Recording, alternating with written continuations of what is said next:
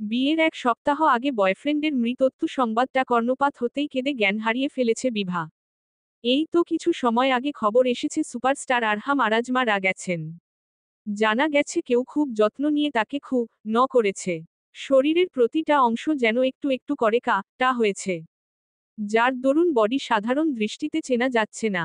চিন্তিত মুখে ঘরময় পায়চারি করে যাচ্ছে বিভার বাবা ইফতেখার আহমেদ। মেয়ের জ্ঞান হারানোটা স্বাভাবিক, তবে পরবর্তী সময় নিয়েই ওনার যত রকম চিন্তা। প্রচণ্ড জেদি ধাঁচের মেয়ে বিভা। চোখগুলো বড় বড় হওয়ায় একটু ক্রোধ হলেই যেন আত্মা কেঁপে ওঠে। বড়লোক বাবার একমাত্র মেয়ে হলেও অহংকার একদমই নেই। সাধারণভাবেই চলাফেরা করে, তবে রেগে গেলে বাঘে গরুতে এক ঘাটে জল খাওয়ার জন্য প্রস্তুত। বিভার সাথে আরাজের সম্পর্ক বছর দেড়েক হলেও পরিচয় কয়েক বছর যাবত। আরাজের ফ্যামিলির সাথে আহমেদ ফ্যামিলির বন্ধুত্বপূর্ণ সম্পর্ক। তার সূত্রপাত ধরে বিভার সাথে পরিচয় হয় আরাজের। অস্ট্রিয়াতে সেটেল আরাজের ফ্যামিলি, বিজনেসের কাজেই বিডিতে আসা। বাল্যকালের পরিচয় হলে ওদের বছর আগে পরিচয়টা আরও গাঢ় হয়। নিজ বার্থডেতে আরাজের প্রপোজ পায় বিভা। কয়েকশো মানুষের সামনেই প্রপোজ করে আরাজ। অতি সহজেই গ্রহণ করে নেয় বিভা। প্রেমের শুরুটা এভাবে হলেও প্রেম গাঢ় হলো তো ওই মাস তিনেক আগে। সেদিনই বাগদান হয়েছিল ওদের। কথা ছিল বিয়ে হবে, কিন্তু কি থেকে কি হয়ে গেল। ইফতেখার ফোন হাতে ব্যস্ত হলেন।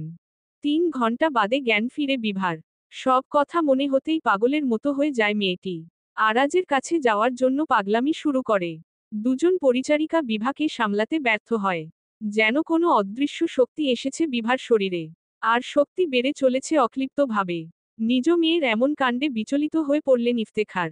বিভাকে বাধা প্রদান করে ব্যগ্র কণ্ঠে বলেন, শান্ত হও বিভা, এমন পরিস্থিতিতে উম্মাদের মতো আচরণ ঠিক নয় মামুনি। আরাজ, আমি আরাজের কাছে যাব পাপা। খুব বেশি ভালোবাসি ওকে। আমাদের তো বিয়ে হওয়ার কথা। আর আরাজ তো আজকেই বিডিতে আসবে। আমাকে যেতে দাও পাপা, যেতে দাও প্লিজ। ওর কিছু হয়নি পাপা, কিছু হয়নি। বিভা মামুনি আমার, শান্ত হও। কথাটা বলেই কান্নায় ভেঙে পড়লেন ইফতেখার। বিভাকে অনেক বেশি ভালোবাসেন তিনি। এই মেয়েকে নিয়েই তো ওনার জীবন। ইফতেখারের চোখের জল বিভার চোখে লাগে না। মেয়েটির অশ্রুসিক্ত চোখ দুটি ব্যগ্র হয়েছে আরাজের কাছে যাওয়ার জন্য। আশেপাশে চোখ বুলিয়ে ইফতেখারের দিকে তাকায়। মাথায় হাত দিয়ে নিচু হয়ে বসে আছেন তিনি। এক মুহূর্ত অপচয় করে না সে। বাসা থেকে বের হয়ে যায় মুহূর্তেই। 1 মাস পর ডাবলিনের আয়ারল্যান্ডের রাজধানী একটি পতিতালে 20টি মেয়েকে ধরা হয়েছে। জানা গেছে এরা পতিতাবৃত্তে প্রফেশনালি কাজ করে। গ্লাস ভর্তি ওয়াইন নিয়ে হাজির হলো রবার্ট। অফিসার ইস্টনের সাথে কথা বলছে অ্যাড। অত্যন্ত রাগী ছেলে অ্যাড। রবার্টের সাহস হয় না কথা বলার। ইস্টনের সাথে কথা বলে এগিয়ে আসে অ্যাড। রবার্টের হাত থেকে গ্লাস তুলে নিয়ে এক নিঃশ্বাসে শেষ করে ওয়াইনের সর্বশেষ ফোঁটা অবধি। ভয় পেয়ে 2 হাত পিছিয়ে যায় রবার্ট। ফর্সা মুখটা লাল হয়ে গেছে। কপালের ভাঁজ যেন খুলে পড়বে। ইংলিশে অ্যাড বলল, আমাকে ভয় পাচ্ছ তুমি? দুঃখিত স্যার, নোলানকে সমস্ত ইনফরমেশন দাও। বলবে 20 জন মেয়ে পাওয়া গেছে। Okay sir. রবার্ট মাথা নিচু করে চলে যায়। অ্যাডের ভ্রুয়ের ফাঁকে সূক্ষ্ম ভাঁজ পড়েছে। মেয়েগুলোকে এখনো দেখেনি সে।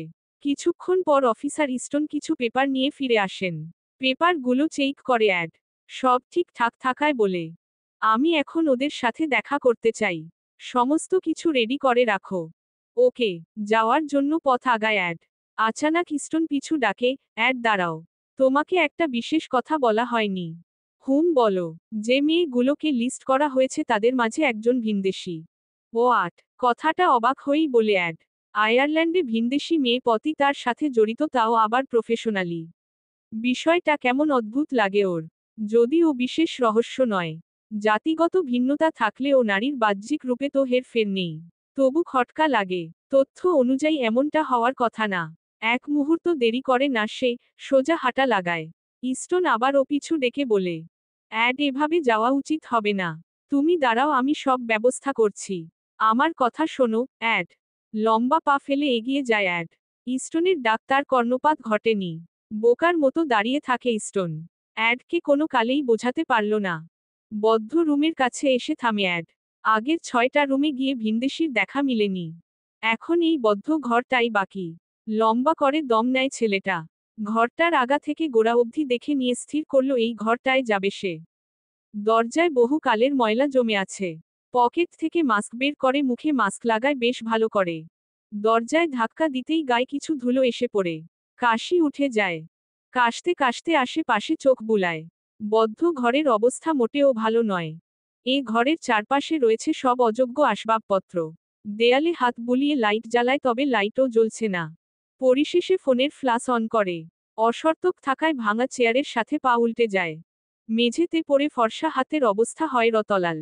কিছুটা ছিলে গেছে বোধ হয়। হালকা ব্যথা অনুভব হয়। মেঝে থেকে উঠে জ্যাকেট পরিষ্কার করার সময় চোখে পড়ে ধুলোতে জড়ানো ভিনদেশি। হলদেটে মুখে কিছুটা চুল লেপ্টে আছে। শীতের মাঝেও ঘেমে একাকার। ছিমছাম গরম তবে রুগ্ন। ফ্লাসটা আরেকটু কাছে নিতেই ভিনদেশির পূর্ণ রূপ দেখতে পায় সে। পাতলা ঠোঁটের গড়নের চিকন নাকের অধিকারিণী ভিনদেশির দেশ সম্পর্কে আন্দাজ করতে পারে না তৎক্ষণাৎ। ভিনদেশির নাক থেকে মৃদু রতে রসস্রোত নেমে যায়। এবার সচকিত হয় ছেলেটা। দ্রুত মেয়েটার মুখে হাত রেখে হালকা হাতে থাপ্পড় দেয়। মেয়েটা সম্পূর্ণ নিস্তেজ হয়ে পড়ে আছে। পোশাকের সাজসজ্জা দেখে মেয়েটা আদৌ কি পতিতা নাকি অন্য কিছু তা ঠিক বুঝতে পারল না। পতিতা হলে জ্ঞানশূন্য হয়ে পড়ে আছে কেন? নানান প্রশ্নে পাগল প্রায় অবস্থা। এই দিকে ভিনদেশির নাক থেকে রতে রফওয়ারা নেমে যাচ্ছে। সময় নষ্ট করে না সে। মেয়েটাকে কোলে তুলে নিয়ে স্টোর রুম থেকে বেরিয়ে আসে। করিডোর দিয়ে অ্যাডকে দেখতে পায় ইস্টন। প্রচণ্ড অবাকের সহিত কিছুক্ষণ তাকিয়ে থাকে। অ্যাডের কণ্ঠ পেয়ে ছুটে আসে। দ্রুত ওকে হসপিটালে নেওয়ার ব্যবস্থা করো। কাকে পাঠিয়েছিলে তুমি? মেয়েটা জ্ঞানশূন্য হয়ে আছে দেখতে পাওনি? এতটা কেয়ারলেস। সরি, আসলে আমি অতটা মূল্য দেইনি। বাট তুমি ওকে কোলে তুলে নিলে? সে পথই তা দলের সহিত যুক্ত। সময় নষ্ট করো না Easton. She is very weak. দ্রুত ট্রিটমেন্টের প্রয়োজন। না হলে যাতা হতে পারে। এটা আমি চাচ্ছি না। সকলকে সুস্থ রাখতে হবে। একদমই সুস্থ। ইস্টন অবাক চোখে তাকায়। অ্যাড একটা পতি তার জন্য এত ব্যগ্র হচ্ছে। পতি তাদের প্রতি ঘৃণা পোষণ করা অ্যাড আজ সেই পতি তাকেই কোলে তুলে নিয়েছে। ইস্টনকে নড়চড়হীন দেখে অ্যাডের বিরক্তি জাগে। ইস্টন, তুমি কি আমার কথা বুঝতে পারোনি? অ্যাডের চিৎকারের ধ্যান ভাঙে ইস্টনের। মাথা নত করে বলে, আমি এখনই সব ব্যবস্থা করছি। দ্রুত পায়ে হাঁটা লাগায় ইস্টন। ভিনদেশিকে কোলে নিয়েই দাঁড়িয়ে থাকে অ্যাড। কেন যেন মনে হচ্ছে এই মেয়ে পতিতা হতে পারে না। ওর মনের সাথে বাস্তবতা যেন উল্টো পথে চলছে। বিরক্ত হয় সে। কি করছে কিছুই বুঝতে পারছে না। কে এই ভিনদেশি? কি বা তার আসল পরিচয়? কোন দেশের বাসিন্দা সে? চিন্তিত মুখে দাঁড়িয়ে আছে থিওডোর। আর অপেক্ষা করা সম্ভব নয়। উপায় না পেয়ে কল করল। ফোন রিসিভ হতেই ফরাসি ভাষায় বলল, এতটা গ্যাপহীন কেন তুমি? তোমাকে বলেছিলাম আমার সাথে সন্ধ্যা 7টার মধ্যে দেখা করতে। এখন 9টা বাজে। তুমি কি আমার কথা শুনতে পাচ্ছ না? অ্যাড উদ্ধৃতি চিহ্ন। আম সরি ব্রো, আমি আসলে একটা কাজে আটকে গেছি। তোমাকে তো বললাম সিরিয়াস কেস এটা। তুমি বাসায় ব্যাক করতে পারো। আমি না হয় কিছু দিন পরে যাব। অ্যাড তোমার সাহস দেখে অবাক হচ্ছি আমি। তুমি প্রচণ্ড রকমের বেয়াদব হয়ে গেছো। ড্যাড অত্যন্ত রেগে আছেন। মম তো কথাই বলছে না। আমি আর মানাতে পারছি না ওদেরকে। কালকের মধ্যেই কানাডার যে কোনো ফ্লাইটে উঠব আমরা। এন্ড এটা ফাইনাল। ব্রো আমার কথা শোনো। আমি একটা কথা শেষ করতে পারে না অ্যাড। ওপাশ থেকে টুটটুট শব্দ তুলে কল কেটে যায়। ফোনের স্ক্রিনের দিকে তাকিয়ে শ্বাস ফেলে সে। থিওডোর নিজেও রেগে আছে। কালকেই কানাডা ব্যাক করতে হবে। কাচের দেয়ালের বাইরে তাকিয়ে ছিল অ্যাড। হালকা শীত পড়েছে। কানাডায় নিশ্চয়ই খুব ঠান্ডা এখন। তুষারপাত শুরু হলে ফ্লাইট বন্ধ হয়ে যাবে। অ্যাড সিদ্ধান্ত নেয় কালকেই ব্যাক করবে। ঠিক তখনই নার্স এসে বলল, মিস্টার অ্যাড আপনার পেশেন্টের জ্ঞান ফিরেছে। All right. নার্স চলে যায়। অ্যাডের খেয়াল হয় ভিনদেশির কথা। কাল ফিরে গেলে ভিনদেশির কি হবে? ভিনদেশির রিপোর্ট এখনও হাতে আসেনি। এখন অবধি ঠিকঠাক বোঝা যাচ্ছে না ভিনদেশি আদৌ প্রস্টিটিউট কিনা। মাথায় হাত চেপে বসে আছে ভিনদেশি সেই মেয়েটি। ডোর খোলার শব্দ পেয়ে তাকায় সে। মৃদু হাসার চেষ্টা করে অ্যাড। তবে সে হাসি কর্পূরের মতো উড়ে যায় হঠাৎ। কারণ ভিনদেশি মেয়েটি ভয়ে গুটি সুটি মেরে নিয়েছে। খ্যাক খ্যাক করে কাশে অ্যাড। গলাটা কেমন যেন লাগছে। শুকনো ফ্যাচফ্যাচে কণ্ঠে বলে, হ্যালো, হোয়াটস ইউর নেম? ভিনদেশি উত্তর দেয় না। চোখ দুটো কেমন ছলছল করছে। অ্যাড সামান্য কাছে আসতেই হুড়মুড়িয়ে উঠে যায় মেয়েটি। প্রচণ্ড অবাক হয় অ্যাড। মেয়েটি সিক্ত নয়নে তাকিয়ে বলে, আমার কাছে আসবে না। আমি কিন্তু নিজেকে শেষ করে দিব, একদম কাছে আসবে না। ভিনদেশীর কথায় ভ্রুকুটি করে তাকায় অ্যাড।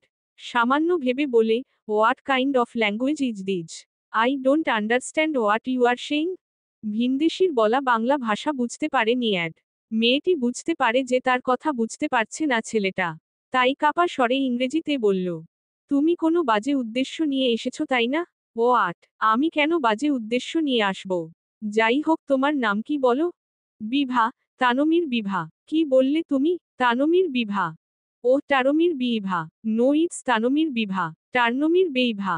তানমির বিভা। পর পর কয়েকবার নিজের নাম বলে ও অ্যাডকে বোঝাতে পারে না বিভা। ছেলেটা বারবার তার নামকে টার্নমির বিভা না হয় টারমির বিভা উচ্চারণ করছে। নিজের নাম বোঝাতে অক্ষম হয়ে সে মাথা ঝাঁকায়। ছেলেটা সামান্য হেসে বলে, ওকে বিভা, তুমি কোন দেশ থেকে এসেছো? আই মিন তোমার motherland. Bangladesh. Bangladesh? No it's Bangladesh. Anyway বেংলাদেশটা কোথায়? অ্যাডের কথা শুনে ফ্যাল করে তাকায় বিভা। বাংলাদেশকে বেংলাদেশ উচ্চারণ করছে আবার বাংলাদেশ কোথায় তা জিজ্ঞাসা করছে। নিজের দেশের নামের বিকৃতি ভালো লাগে না শুনতে। এক মুহূর্ত থম মেরে যায় সে। তারপর হতচকিয়ে বলে, এটা কোন দেশ? দ্যাটস হোয়াট ইট শেষ। প্লিজ যাই বলো ইংরেজি ল্যাঙ্গুয়েজে বলো। আমি তোমার কথা বুঝতে পারছি না। নিজ আচরণে লজ্জিত হয় বিভা। চোখের সামনে বিদেশি দাঁড়িয়ে আছে। সে নিশ্চয়ই বাংলা ভাষা বুঝতে পারবে না। পরপর শ্বাস ফেলে ইংরেজিতে বলল, আমি এখন কোন দেশে আছি? আয়ারল্যান্ড। তুমি জানো না তুমি কোন দেশে এসেছো? It's very painful girl. দুদিকে মাথা কাত করে, না, বলে বিভা। ছেলেটা চমকায়িত হয়ে বলে, এটা কি করে সম্ভব? তুমি কোথায় আছো তুমি সত্যিই জানো না? বিভা কিছু বলবে তার আগেই নার্স কেবিনে প্রবেশ করে। অ্যাড নার্সের সাথে কথা বলে চলে যায়। বিভা প্রচণ্ড অবাক হয়ে অ্যাডের যাওয়ার পানে তাকিয়ে থাকে। ভাবনা মিলাতে পারে না কোনোভাবেই। রিপোর্টের তথ্য অনুযায়ী মেয়েটা সম্পূর্ণ ভার্জিন। এর অর্থ একটাই, হয় মেয়েটা পতিতা নয় আর না ওনার সাথে কোনো খারাপ কিছু ঘটেছে। আপনি আমার কথা বুঝতে পেরেছেন Hudson Ed? Are you sure? Actually আমি মেয়েটিকে ব্রোথেল থেকে আই মিন ঘটনা স্পোর্ট থেকে পেয়েছি। যদিও মেয়েটি একটি বদ্ধ রুমে জ্ঞানশূন্য হয়েছিল। Yes mister Hudson. এদিকে আসুন, দেখুন মেয়েটির হাতে পায়ে কাটা দাগ। যার ফলে এটা পরিষ্কার মেয়েটির সাথে ধস্তাধস্তি হয়েছে। রিপোর্ট বলছে সিইজোকে। বাট কি করে কি হয়েছে সেটা তো শুধুমাত্র পেশেন্টই বলতে পারবেন। ফাইলটা অফ করে দেয় অ্যাড। ডাক্তারের সাথে হাত মিলিয়ে বলে, থ্যাঙ্কস মিস্টার প্যাটেল। আমি কি পেশেন্টকে নিয়ে যেতে পারি? অবশ্যই। বাট ওনার প্রতি এক্সট্রা কেয়ার রাখতে হবে। ভয় আর মানসিক চাপ মিলে বিপর্যস্ত হয়ে পড়েছেন। ইয়াহ, আমি নজর রাখব। ডাক্তারের কেবিন থেকে বেরিয়ে আসে অ্যাড। বিভাকে কানাডা নেওয়া যাবে না। সেটার জন্য কয়েকদিন সময় লাগবে। তাছাড়া কালকেই ওকে কানাডায় যেতে হবে। মেয়েটি যখন পতিতার কোনো অংশ নয় সে অনুযায়ী কেয়ার করা একটা দায়িত্ব। আপন মনে হাঁটতে হাঁটতে গ্রাউন্ড ফ্লোরের করিডোরে চলে আসে। পেছনে থেকে বিকট এক শব্দ ভেসে আসতেই হতচকিয়ে যায় ছেলেটা। কিছু বোঝার পূর্বেই বিভা এসে অ্যাডকে খামচে ধরে। বিভার রত লাল চক্ষু দুটো গভীর দৃষ্টি দিয়ে তাকিয়ে আছে। নিজের বাহুর দিকে এক পলক তাকিয়ে অ্যাড বলে, বিভা হোয়াট হ্যাপেন?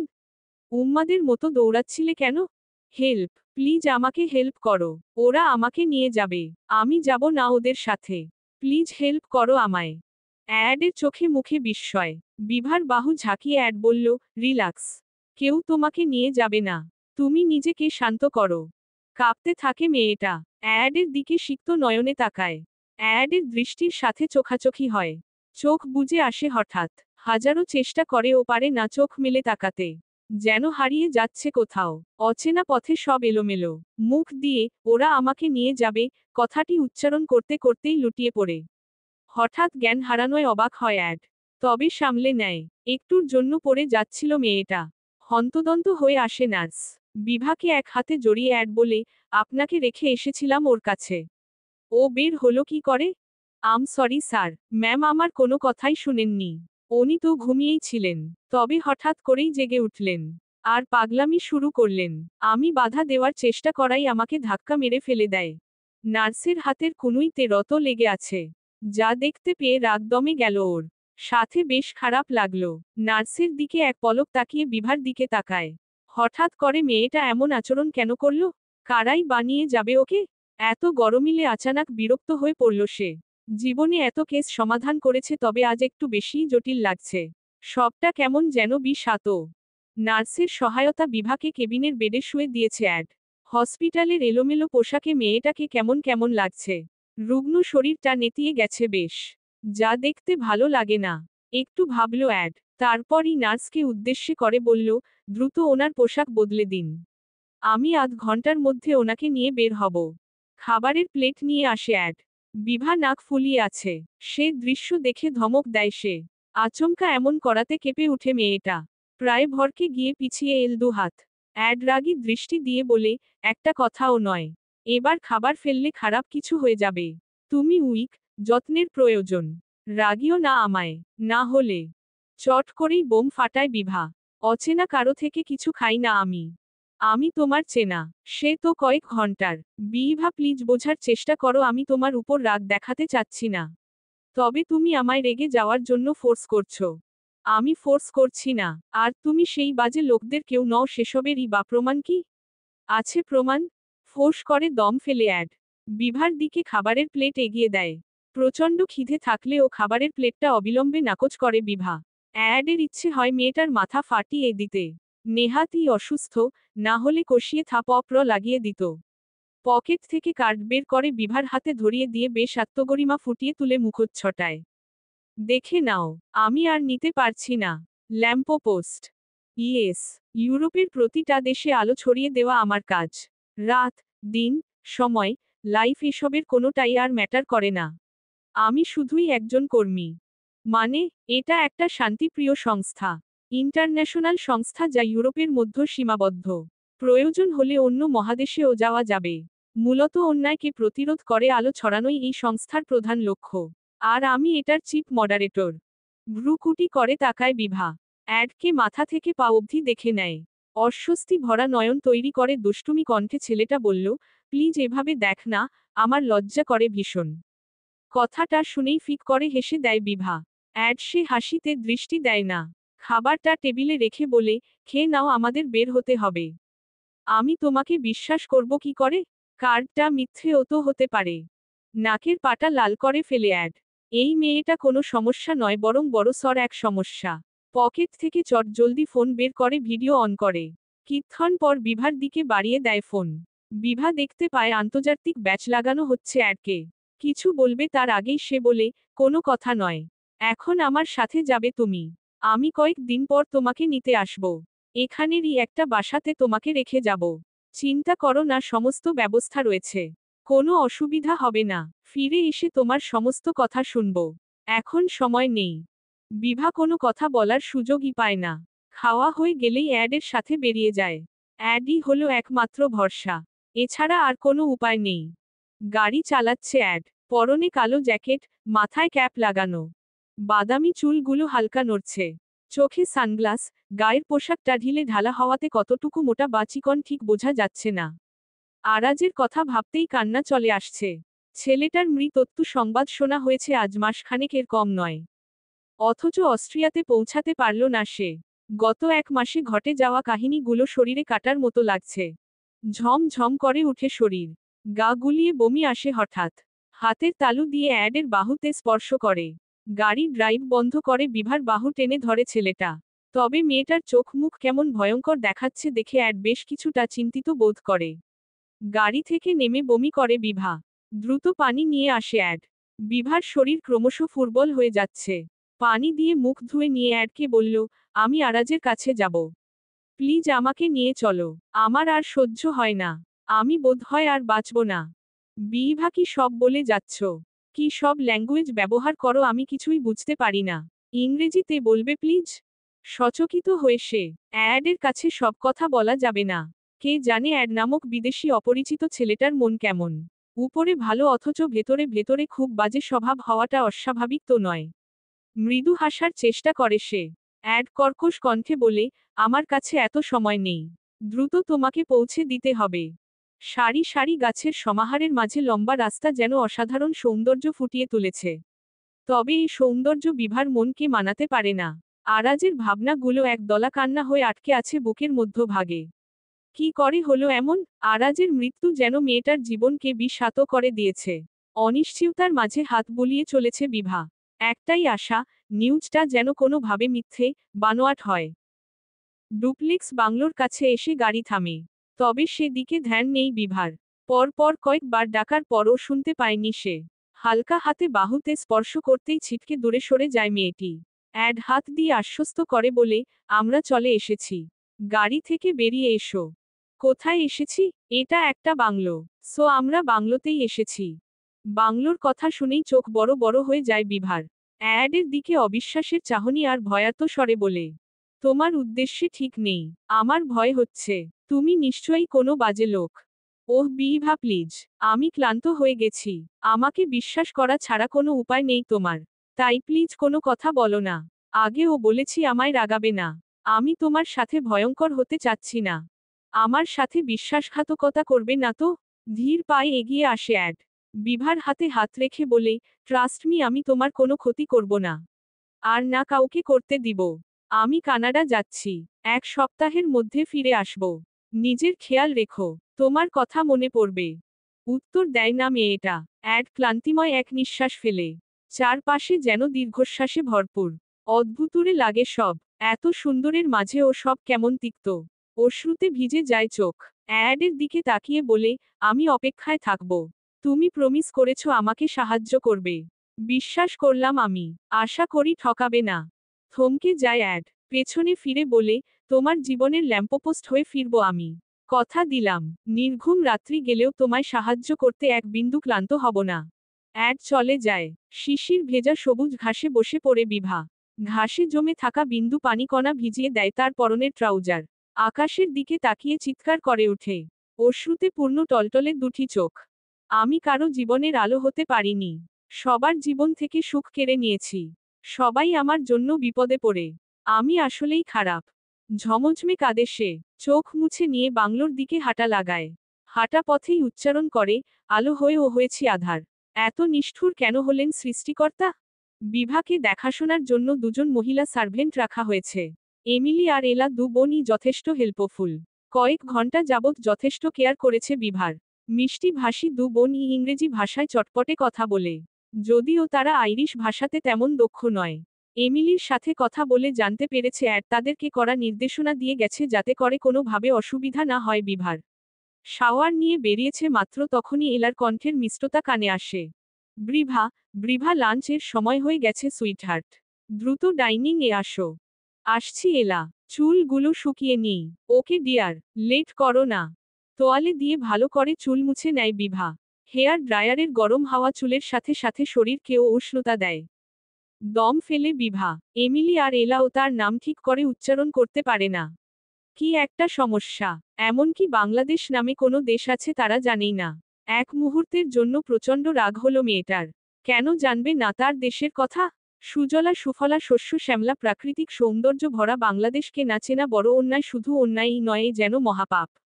এমিলির ধাক্কাতেই ধ্যান ভাঙে বিভার। হেয়ার ড্রায়ারটা হাতে নিয়ে বলে, ফেলো এটা। কি করছিলে কি? একটুর জন্য শরীর পুড়ে যেত। দুঃখিত এমিলি, আমি আসলেই অসুস্থ। বিভার অসহায় কণ্ঠে মায়া হয় এমিলির। বিভা ওর থেকে বছর 5-এর ছোট হবে। তবু ও বন্ধুর মতোই সঙ্গ দেওয়ার চেষ্টা করছে। মাথায় হাত বুলিয়ে বলে, চিন্তা করো না মেয়ে, সব ঠিক হয়ে যাবে। গড তোমার সাথে আছেন। একটু করে ঠোঁট প্রসারিত করে বিভা। এমিলির হাতে হাত রেখে উঠে দাঁড়ায়। এলা খাবারের ট্রে হাতে রুমে প্রবেশ করে।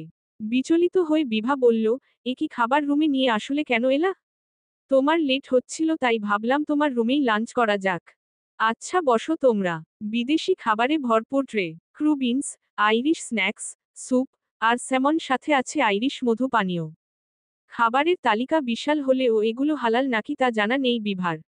তাই স্যামন আর স্যুপ তুলে নিল। বাকি খাবারগুলো স্পর্শও করল না মেয়েটি। এদিকে এলা আর এমিলি আয়েস করে আইরিশ মধু পানীয় পান করছে।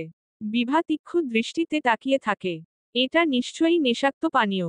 বিভার খাওয়া শেষ হলে এমিলি তার দিকে ওয়াইন বাড়িয়ে দেয়। হাত দিয়ে নাকচ করে সে। এলা বলে, ওয়াইন পান করো না কেন তুমি? এটা আমার জন্য হালাল নয় এলা। তোমরা পান করো। হালাল, ইয়েস। আমি মুসলিম। গালে হাত দিয়ে এলা বলে, তুমি মুসলিম? ও মাই গড। বিভা একটু করে হাসে। কিছুক্ষণ মাথা নিচু করে বসে থাকে। এমিলি আর এলা কাজ করছে। হঠাৎ করেই এমিলির কাছে ছুটে যায়। বিভার বাহু চেপে ধরে এমিলি বলে, কি হয়েছে ব্রিভা? তুমি এমন করে শ্বাস নিচ্ছ কেন? আমি ঠিক আছি এমিলি। আসলে একটা সাহায্যের প্রয়োজন। হ্যাঁ বলো, তুমি কি তোমার ফোনটা দিতে পারবে এমিলি? ফ্যাল ফ্যাল করে তাকায় এমিলি। অ্যাড তাকে বারবার করে বলেছে বিভাকে ফোন না দিতে।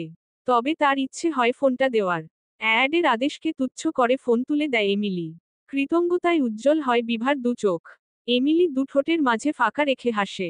বিভার মাথায় হাত বুলিয়ে দেয়।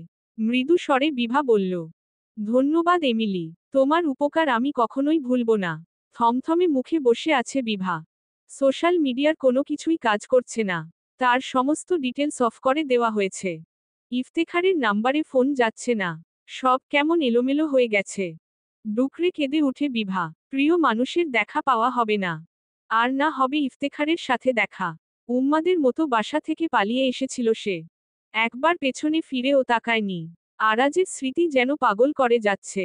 আরাজের মৃত্যু সংবাদটা এখনো কানের কাছে বেজে চলে। মনে পড়ে যায় প্রিয় মানুষের দেওয়া প্রথম 100 খানা সাদা গোলাপ। শুভ্র সাদা গোলাপ দিয়ে সাজিয়ে দিয়েছিল বিভাকে। কত শত রঙিন স্বপ্ন একসাথে পথ চলা সবকিছু নিমেষেই শেষ হয়ে গেল। বুকে পাথর চেপে বসে আছে বিভা। হিয়ার মাঝে ভীষণ জ্বালা হচ্ছে। বুকের ভেতর এক আকাশ সমান ভালোবাসা জমিয়ে রাখা প্রিয় মানুষটির জন্য। সমুদ্র উথাল করা সেই দৃশ্য বুক কাঁপিয়ে তোলে। বারবার ভেসে আসে হেডলাইন। সুপারস্টার আরহাম আরাজ মারা গেছেন। বালিশে মুখ গুজে দেয় বিভা। চিৎকার করে উঠে। হঠাৎ পিঠে কারো স্পর্শ পায়। এলার চোখে মুখে বিস্ময়। বিভা চোখ মুছে উঠে দাঁড়ায়। এলার হাতে হাত রেখে বলে, কিছু বলবে? তুমি কাঁদছো বিভা। আমরা কি কোনোভাবে তোমাকে কষ্ট দিয়েছি ডিয়ার? না এলা, তোমরা কেন কষ্ট দিবে আমায়? তোমরা তো খুব ভালো। কষ্ট তো আমি ভাগ্যে লিখে নিয়ে এসেছি। পেছনে থেকে এমিলি বলে, এ কি কথা বলছো তুমি বিভা? এটা একদমই বাজে কথা। গডের উপর বিশ্বাস রাখো। আশাহত কেন হচ্ছ? তোমার সমস্যা নিশ্চয়ই সমাধান হবে। Think be positive. সত্যি বলছো এমিলি? আমি ফিরে পাবো আমার প্রিয় মানুষটিকে? বিভা কি বললে তুমি? আমি ঠিক বুঝতে পারলাম না। এটা কেমন ল্যাঙ্গুয়েজ? চোখ মুছে নেয় বিভা। বারবার বাংলা চলে আসে। অভ্যাস তো অভ্যাসই হয়। এমিলির দিকে এগিয়ে যায় সে। এলাকে উদ্দেশ্যে করে ইংরেজিতে বলে, তুমি বলেছিলে এমিলির কোলে মাথা রাখলেই নাকি ঘুম চলে আসে। তাই রোজ এমিলি তোমাকে ঘুম পাড়িয়ে দেয়। আজ আমি যদি এমিলির কোলে মাথা রেখে ঘুমাই তুমি কি কষ্ট পাবে এলা? আরাজের মৃত্যুতে পাগলের মতো হয়ে যায় বিভা। কোনো দিক না তাকিয়ে ছুটতে থাকে। এমনকি নিজের কার্ড নিতেও ভুলে গেছে। অথচ বাংলাদেশ থেকে অস্ট্রিয়াতে যাবে বলে স্থির করেছে। আশেপাশে মানুষের আনাগোনা নেই বললেই চলে। কারণ এখন সময় রাত 2টার কাছাকাছি। ঘুটঘুটে অন্ধকারের মাঝে হেঁটে চলেছে বিভা। একটু আলোর দেখাও যেন নেই। রাতের রাজা চন্দ্রমামাও যেন আজ মুখ ঘুরিয়ে নিয়েছে অভিমান করে। লুকিয়ে আছে কুয়াশার চাদরে। হালকা শীতের মাঝে অতিরিক্ত কুয়াশা বিষয়টা অবাক করার মতোই। চারপাশে জঙ্গলে ঘেরাও করা। বিভা কোথায় যাচ্ছে জানা নেই। ওর মস্তিষ্ক একটাই কথা জানে, আমাকে যেতে হবে, এখনই আরাজের কাছে যেতে হবে। রাস্তার ধার ধরে হাঁটছিল বিভা। হঠাৎ করেই জঙ্গল থেকে ভেসে আসে তক্ষকের ডাক। সে ডাক শুনশান মাঝরাতে কেমন ভুতুড়ে পরিবেশের সৃষ্টি করেছে। শরীরের প্রতিটি লোমকূপ জেগে উঠে। বিভার অন্তরাত্মা অবধি ধুকপুক ধুকপুক করছে। প্রতিটা নিউরন যেন থমকে যায়। পেছনে থেকে কিছু পড়ার শব্দ পেয়ে দ্রুত হাঁটা লাগায় মেয়েটি। ভয় হচ্ছে এবার। বন্য প্রাণীর হিস হিস ফিস ফিস শব্দে নিঠাল পরিবেশ যেন অদ্ভুতুরে হয়ে পড়ছে ক্রমশ। বিভা ছুটতে থাকে, ছুটতে ছুটতে চিকন এক রাস্তার ধারে এসে পড়ল। সেই রাস্তাই যে মেয়েটির জীবনে ভয়ঙ্কর বিপর্যয় নামিয়ে দেবে তাকে জানত। একটু দূরে ছোট এক বাড়ি দেখতে পায়। আশ্রয়ের জন্য সেখানে গেলে ও আশ্রয় না পেয়ে শিকার হতে হয়। 5 জন লোকসহ 4 জন মহিলা কোনো বিষয়ে চিন্তাগ্রস্ত। চিন্তার বিষয় আজকে রাতের মধ্যেই 4টে মেয়েকে পাচার করতে হবে। অথচ একটা মেয়েকে রেপ করায় প্রচণ্ড ব্লিডিং হয়ে মারা গেছে। 4টে মেয়ে না পাঠালে সমস্যা হয়ে যাবে। কথাগুলো আড়াল থেকে শুনেই ছুট লাগায় বিভা। অসর্তক অবস্থায় পালাতে যেতেই পাশের ভাঙা পুরনো টিনের স্তূপে গিয়ে পড়ে। ঝম ঝম আওয়াজ হতেই ছুটে আসে লোকগুলো। বিভা পালায়, নিজের সর্বোচ্চ দিয়ে পালায়, তবে বেশি দূর যেতে পারে না, তার আগেই ধরা পড়ে যায়। বিদঘুটে রূপের অধিকারী এক পশু বলে উঠে, একে দিয়ে রাতের ডিনারটা হয়ে যাবে। উল্টো পাল্টা চিন্তা করিস না এখন। ভাগ্য ভালো যে একে পেয়ে গেছি। একে ওপাচার করতে হবে। কথাগুলো শুনেই চমকে উঠে বিভা। চিৎকার করতেই একজন মহিলা সজোরে থাপ অপ্র মেরে দেয় তার ফর্সা তকতকে গালে। প্রথম কয়েক সেকেন্ড দম ফেলে বিভা পরিশেষেই চিৎকার করে ডাকে, কেউ আমাকে সাহায্য করো, এরা আমাকে পাচার করে দিবে, হেল্প, কেউ আছো? কথাটা শেষ হতেই আরেকজন মহিলা আরেকটা থাপ অপ্র দেয়। মহিলার শক্ত হাতের প্রকোপে পড়ে ছিটকে পড়ে যায় বিভা। সম্ভবত দলের লিডার বলে উঠে, শালি রে বেঁধে রাখো, আজ কপাল খারাপ তাই বেঁচে যাচ্ছে, না হলে এখানেই রফা দফা হয়ে যেত। বসো কচি মাইয়া, একদমই সতেজ মনে হচ্ছে, একে ছেড়ে দিব, আমার কলিজাটা কেমন করতেছে। লোকটার কথাতে লিডার একটু থামে, পৈশাচিক হাসিতে মেতে উঠে সে। বিভার দিকে হাত বাড়াতেই বিভা চিৎকার করতে থাকে। মুখ বাঁধা থাকায় উমুম শব্দ হয় কেবল। একজন লোক ঘর থেকে হন্তদন্ত হয়ে আসে। লিডারকে বলে, বসো, উপর মহল থেকে কল আসছে, এই মুহূর্তে এদের গাড়িতে উঠাতে বলেছে। বারবার করে বলে দিয়েছে মেয়েগুলোর গায়ে যেন কোনো রকম আঘাত না থাকে। বিষাক্ততায় ছেয়ে যায় লিডারের মুখ। বিভার দিকে লোভাতুর দৃষ্টিতে তাকায়। নোংরা দৃষ্টিতে কেঁপে উঠে বিভার চিত্ত।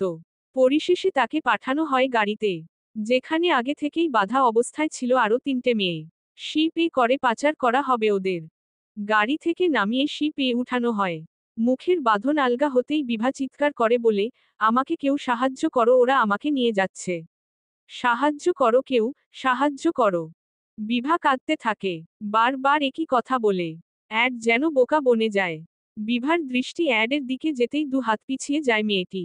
বিভা বলে, কাছে আসবে না, একদম কাছে আসবে না, আমি কিন্তু তোমাকে খুন করব। খুন করে দিব, সরে যাও বলছি। বিভা, কি বলছো এসব? আমি তোমার কথা বুঝতে পারছি না, প্লিজ ইংরেজি ল্যাঙ্গুয়েজ ইউজ করো। সচকিত হয় বিভা। পুরো বিষয়টা তার মাথায় খেলে যায়। সে স্বপ্ন দেখছিল, 1 মাস আগে ঘটে যাওয়া সেই কালো রাত্রিটি স্বপ্ন দেখছিল সে। হঠাৎ করেই ঝমঝমে কেঁদে উঠে মেয়েটা। অ্যাডের মায়া হয়, তার আদুরে কণ্ঠে ডাকে, কাঁদছো কেন বিভা? আমি কি তোমাকে কষ্ট দিয়েছি? লুক, আমি তোমার কাছে আসছি না, তুমি প্লিজ শান্ত হও। আমাকে সাহায্য করো অ্যাড, আমাকে সাহায্য করো, আমার দম বন্ধ হয়ে আসছে। পানির গ্লাস এগিয়ে দেয় অ্যাড। এক নিঃশ্বাসে তা পান করে বিভা। অ্যাডের জ্যাকেটের হাতা ধরে বলে, আমাকে প্রমিস করেছো তুমি, আমাকে সাহায্য করবে তো? শান্ত হও বিভা, আমি তোমাকে সাহায্য করব। তুমি প্রচণ্ড উইক, তাছাড়া অনেক রুলস আছে, সেগুলো কমপ্লিট করেই তোমাকে সাহায্য করব আমি। আপাতত তোমাকে কানাডায় নিয়ে যেতে পারবো, আর সেটাও ব্ল্যাকে, কারণ আমি চাচ্ছি না তোমার বিষয়টা ইন্টারন্যাশনাল হয়ে যাক। তেমনটা হলে প্রচুর ভোগান্তি পেতে হবে। আমার কথা বুঝতে পেরেছো তুমি? দুদিকে মাথা কাত করে সম্মতি জানালো বিভা। অ্যাড ইশারায় তাকে ফ্রেশ হয়ে আসতে বলে। বিভা চলে যেতেই চিন্তাগ্রস্ত হয় ছেলেটা। আজ 7 দিন ধরে বিভা তার কাছেই আছে। চাইলেই বিভার সমস্ত পরিচয় বের করতে পারে। কিন্তু বিষয়টা পার্সোনালি ট্রিট করতে চাচ্ছে। ঘটনা ভাইরাল হলে বিভার জীবনে বিপর্যয় হতে পারে। আর কোনো মতেই সেটা চায় না অ্যাড। ফ্রেশ হয়ে আসে বিভা, তোয়ালে এগিয়ে দিয়ে অ্যাড বলে, গল্প করি চলো। ট্রেরেসে বসে আছে বিভা আর অ্যাড। নীল চোখ দুটো কেমন আকর্ষণীয় লাগছে। বিভা এক পলক তাকিয়ে চোখ নামিয়ে নেয়। গার্ডেনে বিশাল পাইন গাছের সারি। কোথাও একটা ময়লার অবকাশ নেই। অত্যন্ত পরিষ্কার পরিচ্ছন্ন বাংলো। মনে হচ্ছে সারাক্ষণই কেউ পরিষ্কার করে চলেছে। প্রাণ ভরে শ্বাস নেয় বিভা। যানবাহনের আওয়াজ কানে আসে না। ঘনবসতিপূর্ণ এলাকা নয় এটা, যার দরুন আবহাওয়া সব সময় শান্ত। কফি কাপে চুমুক দেয় অ্যাড। বিভার দৃষ্টি সামনের দিকেই নিমজ্জিত রাখা। মৌনতা ভেঙে অ্যাড বলল, প্লিজ আমাকে একটু ডিটেলসে বলো বিভা, তুমি কি করে এখানে আসলে? সমস্তটা বলো প্লিজ, না হলে আমি সাহায্য করব কি করে? তুমি সাহায্য করবে তো আমায়? অবশ্যই সাহায্য করব। সিক্ত নয়নে তাকায় বিভা। বিচলিত হয়ে অ্যাড বলে, তুমি অলওয়েজ কাঁদো কেন? ঠোঁটের কোণে সব সময় হাসি রাখবে। Like me. তুমি সারাক্ষণ হাসি ফুটিয়ে রাখো? বিভার প্রশ্নে বিভ্রান্ত হয় অ্যাড। মুখে কাঠিন্য ফুটিয়ে রাখা মানুষটা কি করে বলবে সে সর্বদা হাসি ফুটিয়ে রাখে? প্রসঙ্গ পাল্টাতে বলল, আচ্ছা বাদ দাও সেসব। এখন বলো কি করে আসলে তুমি? আমি এশিয়া মহাদেশের একটি দেশ বাংলাদেশের নাগরিক। বাংলাদেশ? আমি ঠিক বুঝতে পারছি না এটা কোন দেশ। পৃথিবীর দীর্ঘতম প্রাকৃতিক সমুদ্র সৈকত কোথায় জানো তুমি? ইয়াহিটস বিডি। ফ্যাল ফ্যাল করে তাকায় বিভা। বাংলাদেশ বললে চিনে না, অথচ বিডি বললেই চিনে। তপ্ত শ্বাস ফেলে মেয়েটি কফি কাপ এদিক সেদিকে নড়চড় করতে থাকে। মৃদু স্বরে বলে, হ্যাঁ, বিডিই আমার দেশ। ছোট্ট একটা দেশ, তবে মানুষে ভরপুর, কোলাহলমুক্ত নয়, পরিষ্কার পরিচ্ছন্নও নয়, তবে সুন্দর একটি দেশ, আমার মাদারল্যান্ড। আচ্ছা, তো বিডি থেকে কি করে এলে তুমি? আমার বয়ফ্রেন্ডের মৃত্যু সংবাদ শুনেই আমি ছুটে যাই। মাঝে দুষ্টু প্রকৃতির মানুষের সাথে দেখা হয়, যারা নারী পাচার সহ রেপের সাথে ঘনিষ্ঠ। আমাকেও পাচার করার জন্য নেওয়া হয়। শিপে তুলে কোনো এক দেশে নিয়ে আসা হবে বলেই শুনেছি। আমি জানি না তারপর কি হয়েছিল। কথাটা বলেই মাথা নিচু করে বিভা। অ্যাড বুঝতে পারে আশঙ্কায় ভুগছে বিভা। পকেট থেকে ফোন বের করে রিপোর্টটা বের করে সে। বিভার হাতে ফোন দিয়ে বলে, লুক, তুমি টোটালি ভার্জিন। তোমার সাথে কোনো খারাপ ঘটেনি। তবে ঘটতে পারত, কারণ তুমি ব্রোথেলে ছিলে। ব্রোথেল? হ্যাঁ, দু হাতে মুখ ঢেকে ফেলে বিভা। না জানি কোন অঘটন ঘটে যেত। চোখ দুটো বিস্ময় পাগল প্রায় অবস্থা। অ্যাড হালকা হাতে বিভার বাহুতে স্পর্শ করে। কেঁপে উঠে বিভা। রিল্যাক্স, তুমি এখন টোটালি সেফ। বাট তোমার বয়ফ্রেন্ড? আমার মনে হচ্ছে খবরটা মিথ্যে। ওকে কেউ আটকে রেখেছে। ওর ফ্যামিলির সাথেও যোগাযোগ করা যাচ্ছে না। আমাকে সাহায্য করো অ্যাড। আমি চিরকৃতজ্ঞ থাকব তোমার নিকট। এমন কেন মনে হচ্ছে তোমার? জানি না, তবে মনে হচ্ছে এমন কিছু। তোমার বয়ফ্রেন্ড কোন দেশে ছিল? অস্ট্রিয়া। ও শিট, এটাতে যাওয়ার জন্য মাস দেড়েক সময় লাগবে। আমাদের একটা ডিল স্বাক্ষরিত হয়েছে। মাস দেড়েকের জন্য ফ্লাইট অফ। বিভা উত্তর দেয় না। অ্যাড বুঝতে পারে হঠাৎই বিভার মন খারাপ হয়ে গেছে।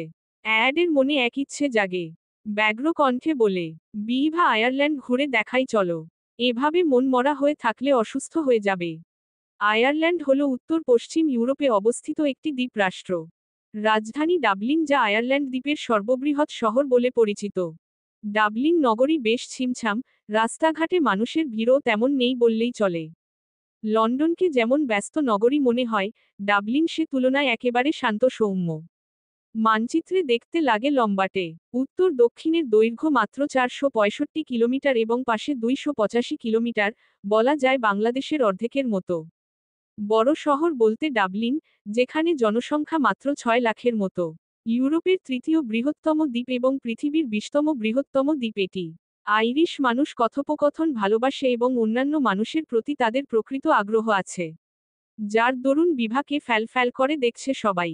জিন্সের সাথে শার্ট পরিহিত ভিনদেশিকে অন্য রকম দেখতে লাগছে। হালকা শীতে গলায় মাফলার রাখা, সাথে রয়েছে হ্যাট। ভিনদেশির অনন্য রূপে পুরো ডাবলিন শহর যেন তাকিয়ে আছে বিস্মিত নয়নে। ডাবলিনের সিটি সেন্টারে মানুষের সমাগম তুলনামূলক বেশি। এতদিন নিঠাল পরিবেশের সাথে থেকে কেমন আর্দ্রতা কাজ করছে। তার উপর সকলেই ভিনদেশি। বিভা অ্যাডের গায়ের সাথে চেপে গেল খানিক বাদে। ভয় পেও না, এটা সিটি সেন্টার, একটু মানুষ বেশি। বাট এরা কেউ কারো শত্রু নয়। আমার কেমন যেন লাগছে অ্যাড। চলো ফিরে যাই। রিল্যাক্স বিভা, আমরাও সবার মতো ঘুরতে এসেছি। Take it easy. কথাটা বলেই বিভার হাত ধরে অ্যাড। বিভা আশেপাশে তাকিয়ে হাঁটতে থাকে। কেমন কেমন লাগছে তার। চোখ দুটিতে ভয়। অচেনা শহরে নিজেকে ভিনদেশি নয় বরং ভিন গ্রহের প্রাণী মনে হচ্ছে। গ্রোসারি শপে চলে এসেছে অ্যাড। বিভা থম মেরে দাঁড়িয়ে আছে দেখে গলা উঁচিয়ে ডাকল, বিভা হোয়াট হ্যাপেন? ভেতরে আসো। শপের ভেতরে আসে বিভা। চারিদিকে চোখ বুলায় অ্যাড। খাবারের বিষয়ে তেমন আইডিয়া নেই ওর। তাই বিভার দিকে তাকিয়ে বলল, কোনটা তোমার জন্য হালাল আমি জানি না। তুমি তোমার মতো করে তুলে নাও। তুমি জানলে কি করে? এমিলি বলেছে আমায়। তুমি মুসলিম, আর মুসলিমরা সব ধরনের ফুড খায় না। তাই তুমি এক সপ্তাহ তেমন কিছুই খেতে পারোনি। ধন্যবাদ অ্যাপ। আমার ভিনদেশে ল্যাম্পপোস্ট হয়ে আলো ছড়ানোর জন্য। আই উইস সেই আলো পৃথিবীর সবার জীবনে ছড়িয়ে যাক আর আমিও এমন ভাবেই আলোকিত হই। ঝরঝরে হাসে অ্যাড। বিভাকে চোখের ইশারায় ফুড কালেক্ট করতে বলে। সাধারণ কিছু সবজি আর মাছ নিয়ে নেয় বিভা। এখানে থাকা মাংস তার জন্য হালাল নয়। তাই সেগুলোর দিকে ফিরেও তাকায় না। আয়ারল্যান্ড একটি ছোট্ট দেশ, আয়তন মাত্র 70,000 বর্গ কিলোমিটার। চারপাশে পানি উথাল পাথাল করে। রয়েছে অসংখ্য পাহাড় পর্বত, বেশ কয়েকটি নদী এবং অনেক হ্রদ। দক্ষিণে ও পশ্চিমে আটলান্টিক মহাসাগর, 2,500 কিলোমিটার অতিক্রম করলেই দেখা মিলে আমেরিকার। আইরিশরা প্রধানত ক্যাথলিক খ্রিস্টিয়ান। এরা খুবই ভদ্র, নম্র ও অতিথিপরায়ণ। আয়ারল্যান্ডের মোট জনসংখ্যা মাত্র 50 লাখের কাছাকাছি। আয়ারল্যান্ডের প্রধান ক্রীড়া সকার এবং রাগবি। গ্রোসারি কমপ্লিট করে অ্যাডের কাছে চলে আসে বিভা। অ্যাড ফোনে কথা বলায় ব্যস্ত। এক পলক তাকিয়ে বলে, কাউন্টারে সাবমিট করো, আমি বিল পে করে দিব। ওকে। কাউন্টারে বসে থাকা মেয়েটি নিঃসন্দেহে অসাধারণ সুন্দরী। পরপর চোখের পলক ফেলে বিভা। সুন্দরী মেয়েটি আইরিশ ভাষায় কিছু একটা বলছে। বিভা বলল, আমি তোমার ভাষা বুঝতে পারছি না, ইংরেজিতে বলবে প্লিজ। মেয়েটি হাসে, হাত বাড়িয়ে বলে, লিয়া, আমি তোমাকে আইরিশ ভাষাতে সেটাই বলেছি। ওহ আচ্ছা, আমি তানমির বিভা। ওহ নাইস নেম। তো বিভা, তুমি কোন দেশ থেকে এসেছো? লিয়ার কথাতে হালকা ভালো লাগা কাজ করে। একমাত্র লিয়াই তার নামটি সুন্দরভাবে উচ্চারণ করতে পেরেছে। বিভা গ্রোসারি গুলো রেখে বলল, বাংলাদেশ। ওহ আচ্ছা, তুমি আলু নাওনি? আলু আমার পছন্দ নয়। কি বলো, এটা তো আমাদের প্রিয় খাবার। মৃদু হাসল বিভা। লিয়া প্রতিটা জিনিসের উপর ইলেকট্রনিক যন্ত্র দিয়ে দাম কালেক্ট করছে। এত সময় পর ভালো লাগছে তার। একটা মিষ্টি অনুভূতি হচ্ছে। আলু আইরিশদের প্রধান খাদ্য। কত শত প্রকারের খাবার যে আলু দিয়ে তৈরি হয় তার সীমা নেই। আয়ারল্যান্ডের মাটি চাষবাসের জন্য খুব একটা উপযোগী নয়। পাথর আর কঙ্কর মিশ্রিত থাকায় ফসল ফলানো কঠিন। 1840-এর দশকে আয়ারল্যান্ডে ঘটে যায় এক মর্মান্তিক ঘটনা। কয়েক বছর আলু ও অন্যান্য উৎপাদন মারাত্মক মার খায়। এক ধরনের রোগে আলু পচে যায়। খাদ্যাভাবে দুর্ভিক্ষ দেখা দেয়। এতে প্রায় 10 লাখ লোক মারা যায়। আয়ারল্যান্ড বাংলাদেশের মতোই ব্রিটিশ উপনিবেশ ছিল দীর্ঘদিন। 1921 সালে দেশটি স্বাধীনতা লাভ করে। এদের রাষ্ট্রভাষা দুটো, ইংলিশ ও আইরিশ গ্যালিক। আইরিশদের জাতীয় পতাকার 3টি রং, এর মধ্যে দুটো রং দুটো ধর্মকে প্রতিনিধিত্ব করে। সবুজ রং রোমান ক্যাথলিক এবং কমলা রংটি প্রোটেস্ট্যান্টদের। সাদা রংটি ঐক্যের প্রতীক। জলবায়ু নাতিশীতোষ্ণ, মৃদু শীত, ঠান্ডা গ্রীষ্ম, নিয়মিত আর্দ্রতা, অর্ধেক সময় থাকে মেঘাচ্ছন্ন। আয়ারল্যান্ডের উচ্চতর শিক্ষা ব্যবস্থা সুযোগ অনেক বিস্তৃত এবং চতুর্দিকে বিশ্ববিদ্যালয় সেক্টর, প্রযুক্তিগত ক্ষেত্র, শিক্ষার জন্য প্রাইভেট কলেজ ও স্বতন্ত্র কলেজ। প্রতিষ্ঠানগুলো যা প্রথম 3টি গ্রুপের মধ্যে পড়ে, স্বায়ত্তশাসিত এবং স্বনিয়ন্ত্রক, কিন্তু প্রকৃতপক্ষে রাষ্ট্রই তহবিল প্রদান করে। জ্ঞান বা বিদ্যা, নব্য ধ্রুপদী এবং নব্য গথিক শৈলীতে 17, 18 এবং 19 শতকে নির্মিত মহিমান্বিত বাসগৃহ যেমন কাসল ওয়ার্ড, কাসলটাউন হাউস, বেন্ট্রি হাউস ও পর্যটকদের আগ্রহের কারণ। আয়ারল্যান্ডের নারীদের 36% পরকীয়া অজড়িত। এখানে ব্রোথেলের জন্য আলাদা করে রুলস রয়েছে। মুক্তভাবেই অনেক ব্যবসায়ী ব্রোথেল চালায়, যার বিরুদ্ধে রয়েছে কিছু সংস্থা। তারই একটি হল ল্যাম্পপোস্ট। খ্রিস্টান হলেও এই সব বিষয়ে বেশ কঠোর অ্যাড। তাই তো দীর্ঘ 6 বছর ধরে এই সংস্থা পরিচালনা করে চলেছে। অ্যাডের ইচ্ছে বিভিন্ন দেশের কল্যাণ সাধনা করা। 26 বছর বয়সী এই তরুণ সাফল্যও পেয়েছে। তবে তার কাজের বিপক্ষে রয়েছে তার নিজের ফ্যামিলি। রাতের আলোতে ডাবলিন শহরকে দিনের চেয়েও সুন্দর মনে হয়। আলো ঝলমল রাতের আধারে শত শত পর্যটক ক্যামেরা কাঁধে ঝুলিয়ে ছবি তুলতে ব্যস্ত সময় পার করেন। সাহিত্যের জন্য ডাবলিন একেবারে অন্যরকম। খানকার সাহিত্য আসরগুলো সুরিখানার মতো।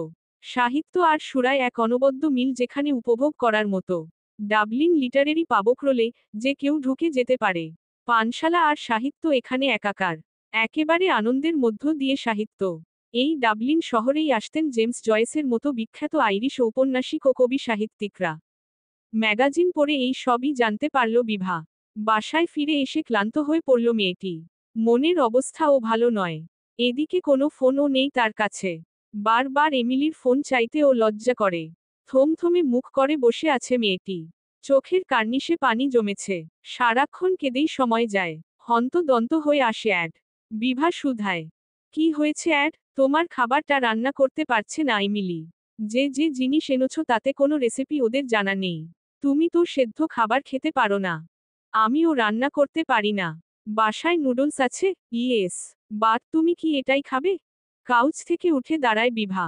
বলবে কি বলবে না দ্বিধায় পড়ে। অ্যাডের সামনে এসে কাচুমাচু করতে থাকে।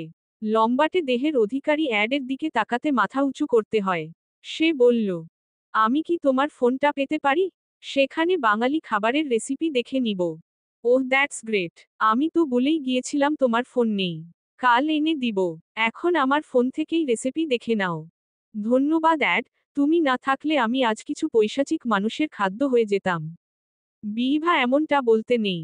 গড তোমাকে দেখার জন্য আমাকে এঞ্জেল হিসেবে পাঠিয়েছেন। ডোন্ট ওরি, আমি তোমার ক্ষতি হতে দিব না। ল্যাম্পপোস্ট হয়ে তোমার পাশে থাকব। সর্বদা আলোয় ঝলমলে করো তুমি। আজ রাতে কানাডার উদ্দেশ্যে রওনা হবে অ্যাড আর বিভা। এমিলি আর এলার মন খারাপ। এই কয়েক দিনে যেন খুব আপন হয়ে গেছে। বিভার মনে ও দাগ কেটে গেছে। এমিলি আর এলাকে জড়িয়ে ধরে। এমিলি বলে উঠে, বিদায় বেলা, মন খারাপ করতে নেই। সম্ভব হলে আবার এসো আমার শহরে। অবশ্যই আসবো এমিলি। তোমাদের ভোলা যায় বলো? বিভা, তোমাকে আমি খুব পছন্দ করি। ও হেলা, আমিও তোমাকে পছন্দ করি প্রিয়। আবার দেখা হবে আমাদের। এলার চোখে পানি চিকচিক করে। এলার বয়স বছর 21 আর বিভার বয়স 22। দুজনে সমবয়সীই বটে। অন্য রকম সম্পর্ক দুজনের। বিভার চোখ ফেটে জল গড়ায়। একটু করে হেসে বিদায় জানায় সকলকে। আয়ারল্যান্ডের রাজধানী ডাবলিনের কাছেই বেলফাস্ট শহর। এখান থেকে 3.5 ঘন্টার রাস্তা লিমরিক, আয়ারল্যান্ডের ছোট্ট একটা শহর। লিমরিকে বিনা নোটিশে সারা বেলা বৃষ্টি হয়, অবশ্য মন চাইলে রোদও ওঠে মাঝে মধ্যে। ঠান্ডা বাতাস বেরসিকের মতো শরীরে কাঁপুনি দেয়। লিমরিকের এক অংশে রয়েছে আবার আটলান্টিকের বিশালতা, আরেক অংশে দিগন্ত বিস্তৃত পাহাড়। ভেড়ার খামার আর সরিষার ক্ষেত প্রকৃতি জুড়ে। সবুজের যেন শেষ নেই এই লিমরিক শহরে। রাস্তার পাশে টিউলিপের বাগান আইরিশ শহরের অন্যতম আকর্ষণ। বিভা অ্যাডকে প্রশ্ন করল, আমার জন্য অনেক টাকা খরচ হচ্ছে তাই না? আমি তোমাকে সব টাকা ফেরত দিয়ে দিব। সত্যি ফেরত দিয়ে দিবে? কথাটা রসিকতার স্বরেই বলে অ্যাড। বিভা লম্বা করে শ্বাস নিয়ে দৃঢ় কণ্ঠে বলে, হ্যাঁ, শোধ দিবে তাই না? তেমনটা নয় অ্যাড, আমি তো শুধু বলছিলাম। বিভা কথাটা পূর্ণ করতে পারে না। তার আগেই সজোরে ব্রেক কষে অ্যাড বিভার দিকে তাকিয়ে বলে, প্লিজ বিভা, এই বিষয় নিয়ে আর কোনো কথা বলবে না। আমি রেগে যাব। কিন্তু অ্যাড, স্টপ ইট বিভা। ধমক খেয়ে দমে যায় বিভা। অ্যাডের চোখে মুখে হতাশা। গাড়ি থেকে নেমে আসে সে। সরি অ্যাড, এখানে নেমে গেলে কেন? ক্লিফ অব মোহের দেখার জন্য। সেটা কি? দেখলেই বুঝবে, আসো। গাড়ি থেকে নেমে যায় বিভা। অ্যাড আশেপাশে চোখ বুলিয়ে নেয়। সন্তর্পণে বিভার হাতটা নিজের হাতের মাঝে আবদ্ধ করে। বাদামি রঙা চুলগুলো উল্টে নেয়। তারপরই জ্যাকেটের টুপিটা মাথায় দিয়ে নিল। অ্যাডের কাণ্ডে প্রশ্ন করে বিভা। কি হয়েছে অ্যাড? আমাকে আড়ালে থাকতে হয় বিভা। আয়ারল্যান্ডের কিছু সাংঘাতিক লোকজন আমাকে মারার জন্য সর্বদা অপেক্ষা করে আছে। কি বলছো অ্যাড? এখান থেকে চলে যাচ্ছি না কেন আমরা? লুকিয়ে বাঁচার জন্য আমাদের জন্ম নয়। ভালো কাজ করে লুকিয়ে থাকবো কেন? তোমার প্রাণ সংশয়ে অ্যাড উত্তর করে না অ্যাড। বিভার হাত ধরে সামনের দিকে আগায়। বিশাল সাদা পাহাড়ের অংশ বুক উঁচিয়ে আটলান্টিকের উপর দাঁড়িয়ে আছে। নিচে অসংখ্য সাদা শঙ্খচিল উড়ে বেড়াচ্ছে। সে যে পাহাড়ের উপর, আর পাখি যে নিচে উড়ছে, এটা ভেবেই আতত্ত্বহারা বিভা। শুধু কি ক্লিফ অব মোহের? আয়ারল্যান্ডের অন্যতম আকর্ষণ রিং অব কেরি। এটা একটা পাহাড়ি রাস্তা, যার একপাশে আটলান্টিক, অন্যদিকে মালভূমি। রিং অব কেরি মূলত শুরু হয় গ্যাপ অব ডানলোর পর থেকে। গ্যাপ অব ডানলো হলো দুই পাহাড়ের মাঝখানে বিরাট এক হ্রদ। এর পরের যে আঁকাবাঁকা পথ, সেটা পাহাড় ঘুরে ঘুরে উঠে গেছে। প্যাঁচানো এই পথের নামই Ring of Kerry. Ring of কেরির পথ যখন ওদেরকে পাহাড়ের উপরের দিকে নিয়ে যাচ্ছিল, তখন মনে হচ্ছিল পৃথিবীর বুকেও এত সুন্দর জায়গা আছে। ঝিরিঝিরি ঠান্ডা বাতাস আর হলুদ বুনো ফুলের গন্ধে পাহাড়েই থেকে যাওয়ার এক প্রবল ইচ্ছা জাগল বিভার। পথের পাশে কোথাও দেখা যায় ঝর্ণা, আবার কোথাও নীল জলের হ্রদ। পাশে কালো আর লাল পাহাড়। সেই ঝর্ণার পাশে কিছু পরিবার তাঁবু গেড়ে বার করছে। উঁচু পাহাড়ের চূড়ায় উঠলে দেখা যায় গোটা রিং অব কেরির এক অংশ। পাহাড়ের চূড়া থেকে ওরা যখন নিচে নামা শুরু করলো তখন ওর দৃষ্টিপাত ঘটে আইরিশ ঐতিহ্যবাহী বাড়ি, পেছনে পাহাড়, সামনে ঝর্ণা। এরপর শুরু হয় বন, আর বনের বুক চিরেই রাস্তা। হঠাৎ দেখতে পেল এক ঝাঁক হরিণ রাস্তা পার হচ্ছে। যা দেখে লাফিয়ে উঠে বিভা। অ্যাড বলে, পড়ে যাবে বিভা, হিল পড়েছ তুমি। কিছু হবে না অ্যাড, আমার তো পাখির মতো ডানা মেলে উড়ে যেতে ইচ্ছে করছে। তুমি 5 বছরের বাচ্চাদের মতো করছো বিভা। অ্যাড, আমি আকাশে মেঘের মতো ভেসে যাচ্ছি। পাহাড়টা এত সুন্দর কেন বলো তো? বিভার কথায় হাসে অ্যাড। নিজের সমস্ত দুঃখ ভুলে ছন্নছাড়া হয় বিভা। এক মুহূর্তের জন্য চোখ আটকে যায় অ্যাডের। নীল চোখের মণিতে শুধুই হাস্য উজ্জ্বল বিভার মুখখানি ভাসে। মায়াবী মুখের দিকে বেশিক্ষণ তাকাতে পারে না অ্যাড। চোখ নামিয়ে আশেপাশে দৃষ্টিপাত করে। কিছুক্ষণ পর বিভা বলে, এই পথ দিয়ে গেলেই কি হরিণের দেখা পাওয়া যায়? হ্যাঁ, চলো সামনে আগানো যাক। ওকে। অ্যাডের পাশাপাশি হাঁটে বিভা। বিভা এতটাই আবেগে আপ্লুত যে ছবি তুলতেই ভুলে যায়। রাস্তার শেষ দিকে এসে মুখ গোমড়া করে বলে, ভাগ্য খারাপ বলেই হরিণের ছবি তুলতে পারিনি। বিভা তুমি বারবার একই কথা বলো। এটা একদমই উচিত নয়। আচ্ছা সরি। যাত্রা এখানেই শেষ হয় না। কারণ রিং অব কেরির বাকি অংশ পড়েছে আটলান্টিকের পাশে। সবুজ গ্রাম, মাঠে সাদা ভেড়ার পাল ওদেরকে রিং অব কেরির আরেকটা সৌন্দর্যে নিয়ে গেল। পাহাড়ের সরু আঁকাবাঁকা পথ, পাশে বিশাল খাদ, নিচে তাকালেই নীল সাগর।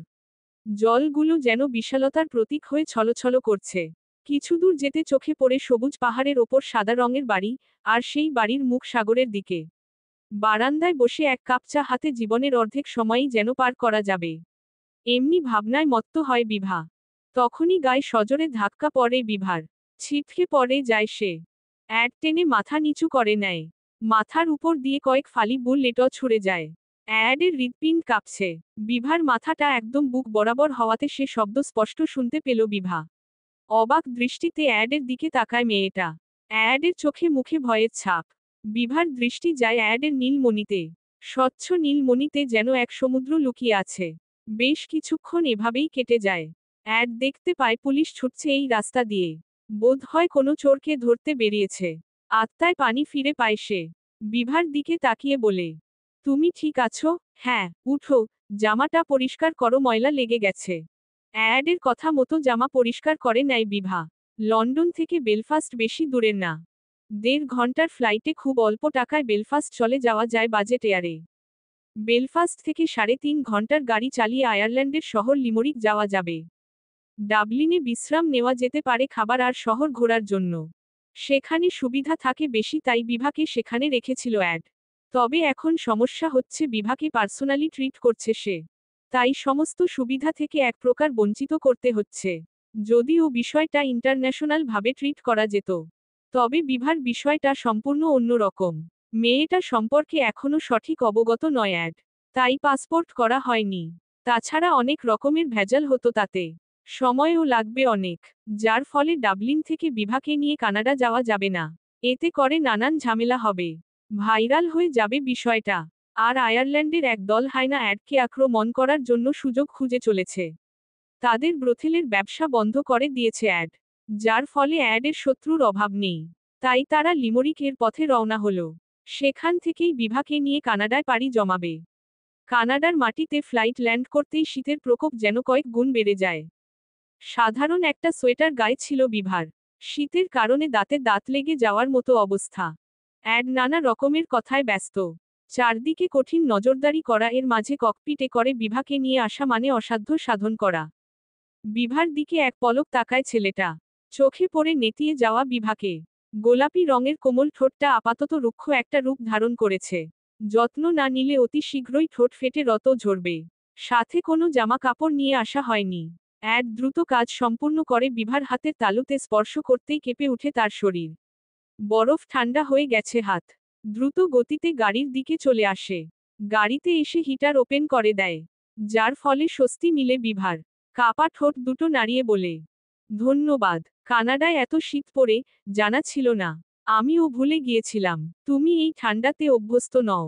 সামনের সব থেকেই শীতের পোশাক কিনে নিব। এখন এই কফিটা নাও তো। অ্যাডের হাতে থাকা কফি দেখে চমকায় বিভা। বিগলিত হাসে অ্যাড। কেটলি থেকে 1 টাইম গ্লাসে গরম পানি ঢেলে তার মাঝে কফি পাউডার মিক্স করে। প্রচণ্ড অবাকের সাথে বিভা বলে, ওয়াও, এটা খুব ভালো আইডিয়া।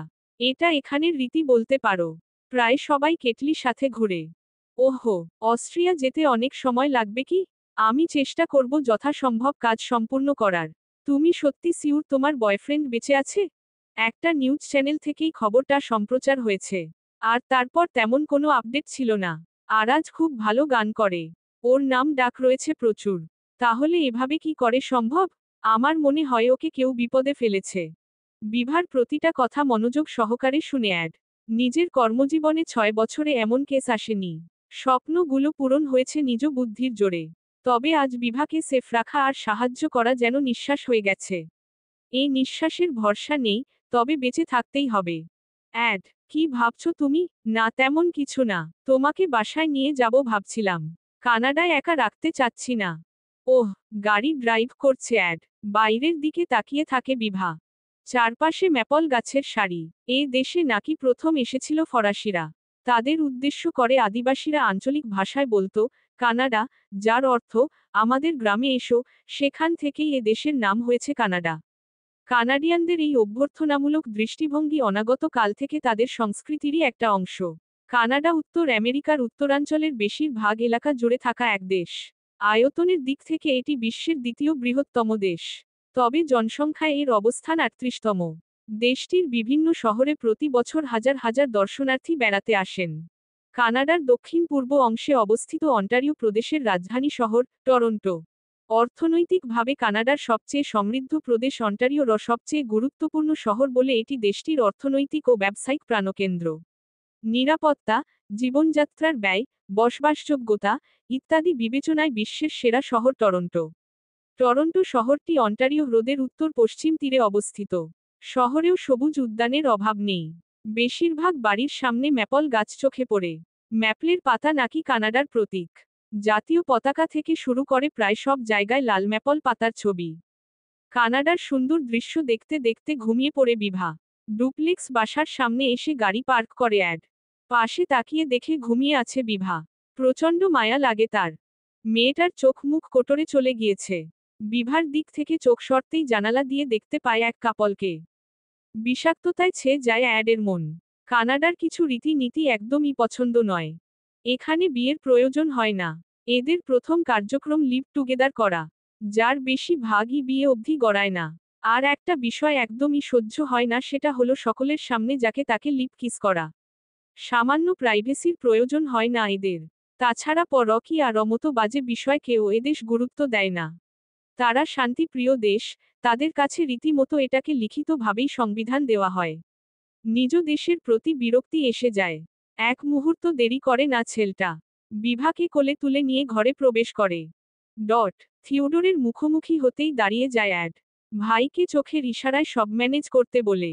অন্যদিকে মিস্টার হাডসন প্রচণ্ড রেগে আছেন। ভিনদেশীর জায়গায় কোনো কানাডিয়ান থাকলে একটুও রাগ করতেন না তিনি। মিসেস হাডসনের ভাবমূর্তি বোঝা যাচ্ছে না। সে নিষ্পলক তাকিয়ে আছে ভিনদেশীর দিকে। থিওডোর চোখের ইশারায় ভেতরে যেতে বলে অ্যাড চলে যায়। মিসেস হাডসন কিছু বলবে তার আগেই মিস্টার হাডসন ফরাসি ভাষায় বলেন, অ্যাড এটা কি করেছে? কে এই মেয়েটা? এভাবে কোলে তুলে নেওয়ার কি প্রয়োজন ছিল? ড্যাড তুমি শান্ত হও। আমরা সবাই অ্যাডের কাজ সম্পর্কে অবগত।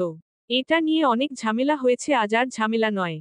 থামো থিওডোর, তোমার ভাই আমাদের বিষয়ে একটুও ভাবে না। সব কিছুতেই তার অন্য রকম ভাব।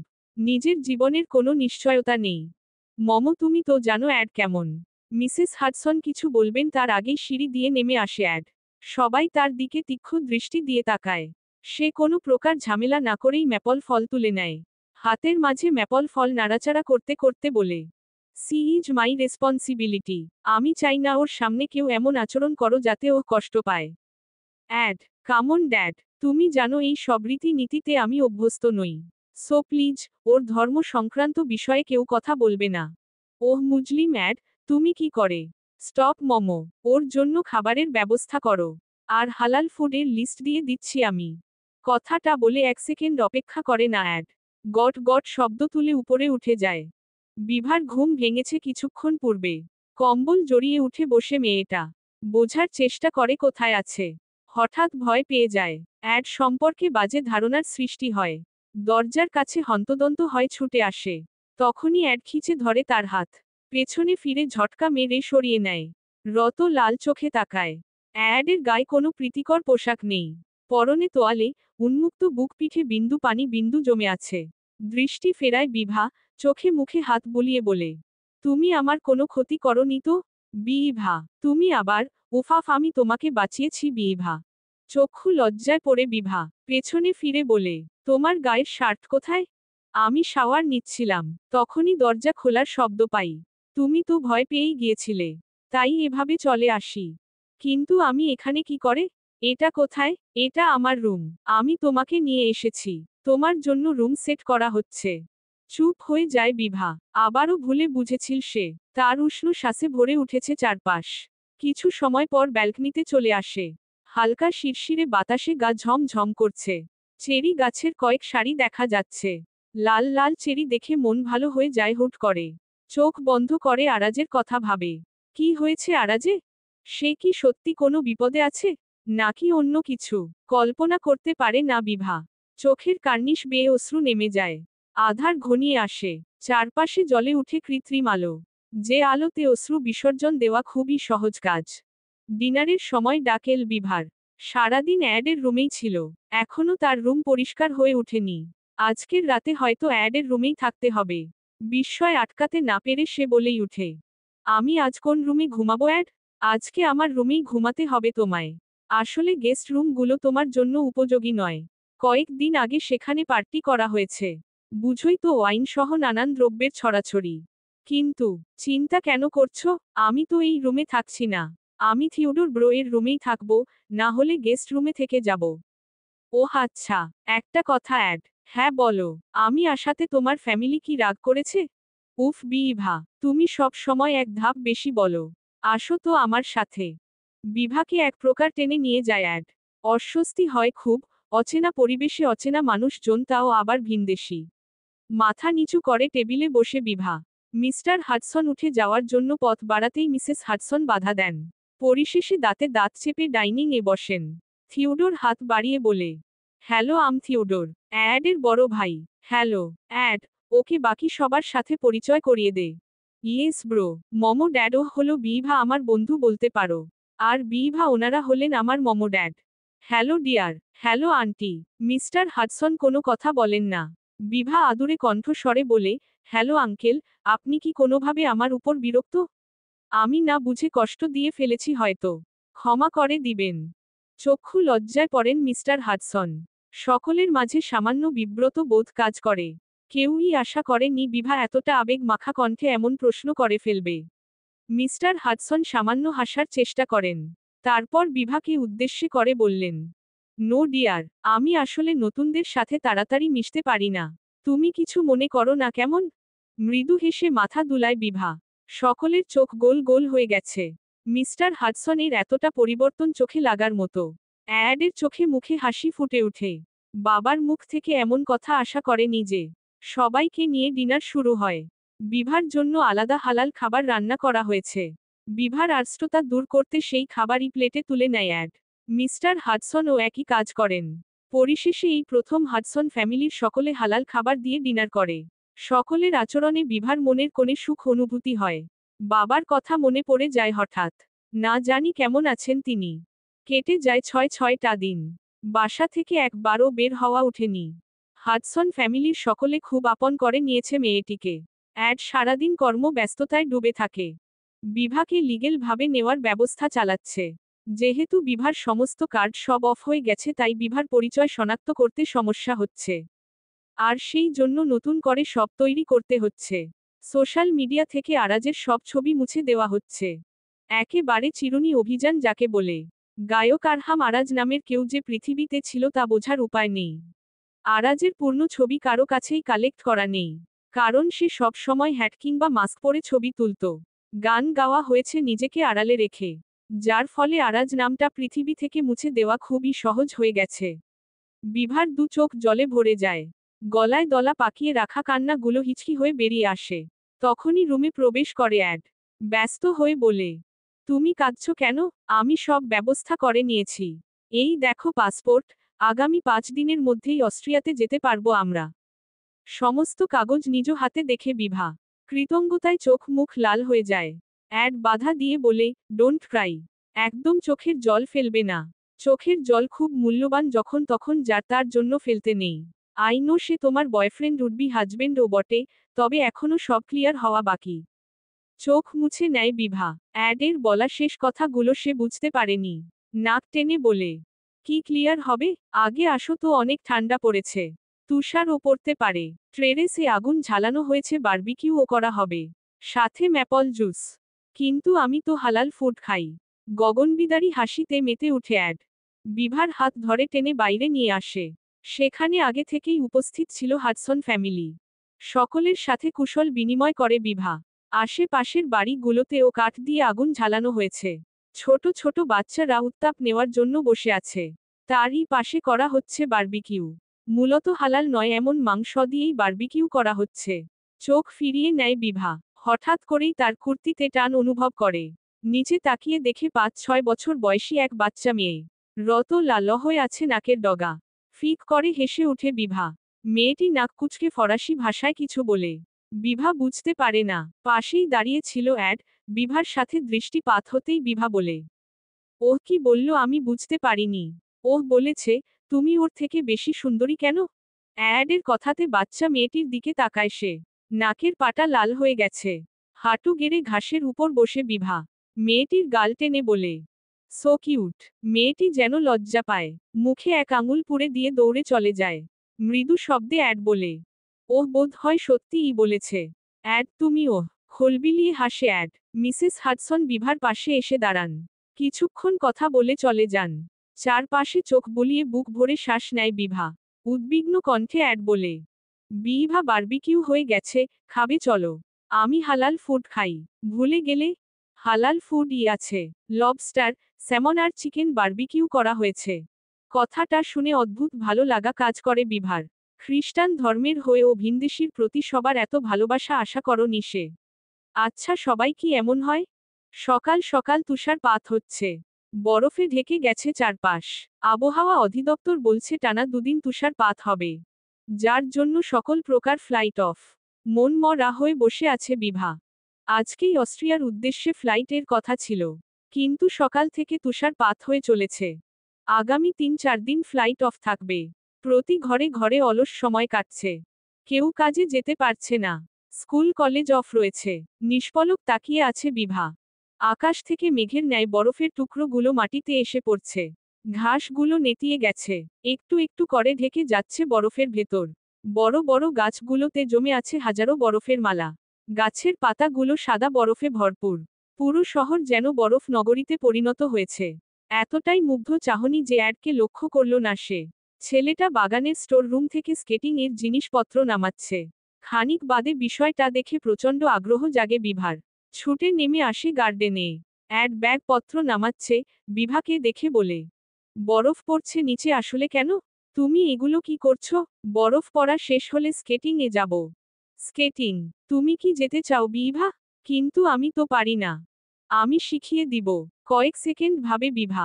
যেহেতু অস্ট্রিয়াতে যাওয়া হচ্ছে না, না হয় কানাডায় স্কেটিংটা হয়েই যাক। সম্মতি জানায় সে। তাহলে লেক লুইসে যাব আমরা। ওকে, আমার সমস্যা নেই। দুদিন বাদে বরফ পড়া বন্ধ হলেই সেখানে রওনা হয় বিভা আর অ্যাড। বনফ ন্যাশনাল পার্কে আলপাইন শিখরের পাদদেশে অবস্থিত, লেক লুইস সহজেই কানাডার অন্যতম সুন্দর আকর্ষণ।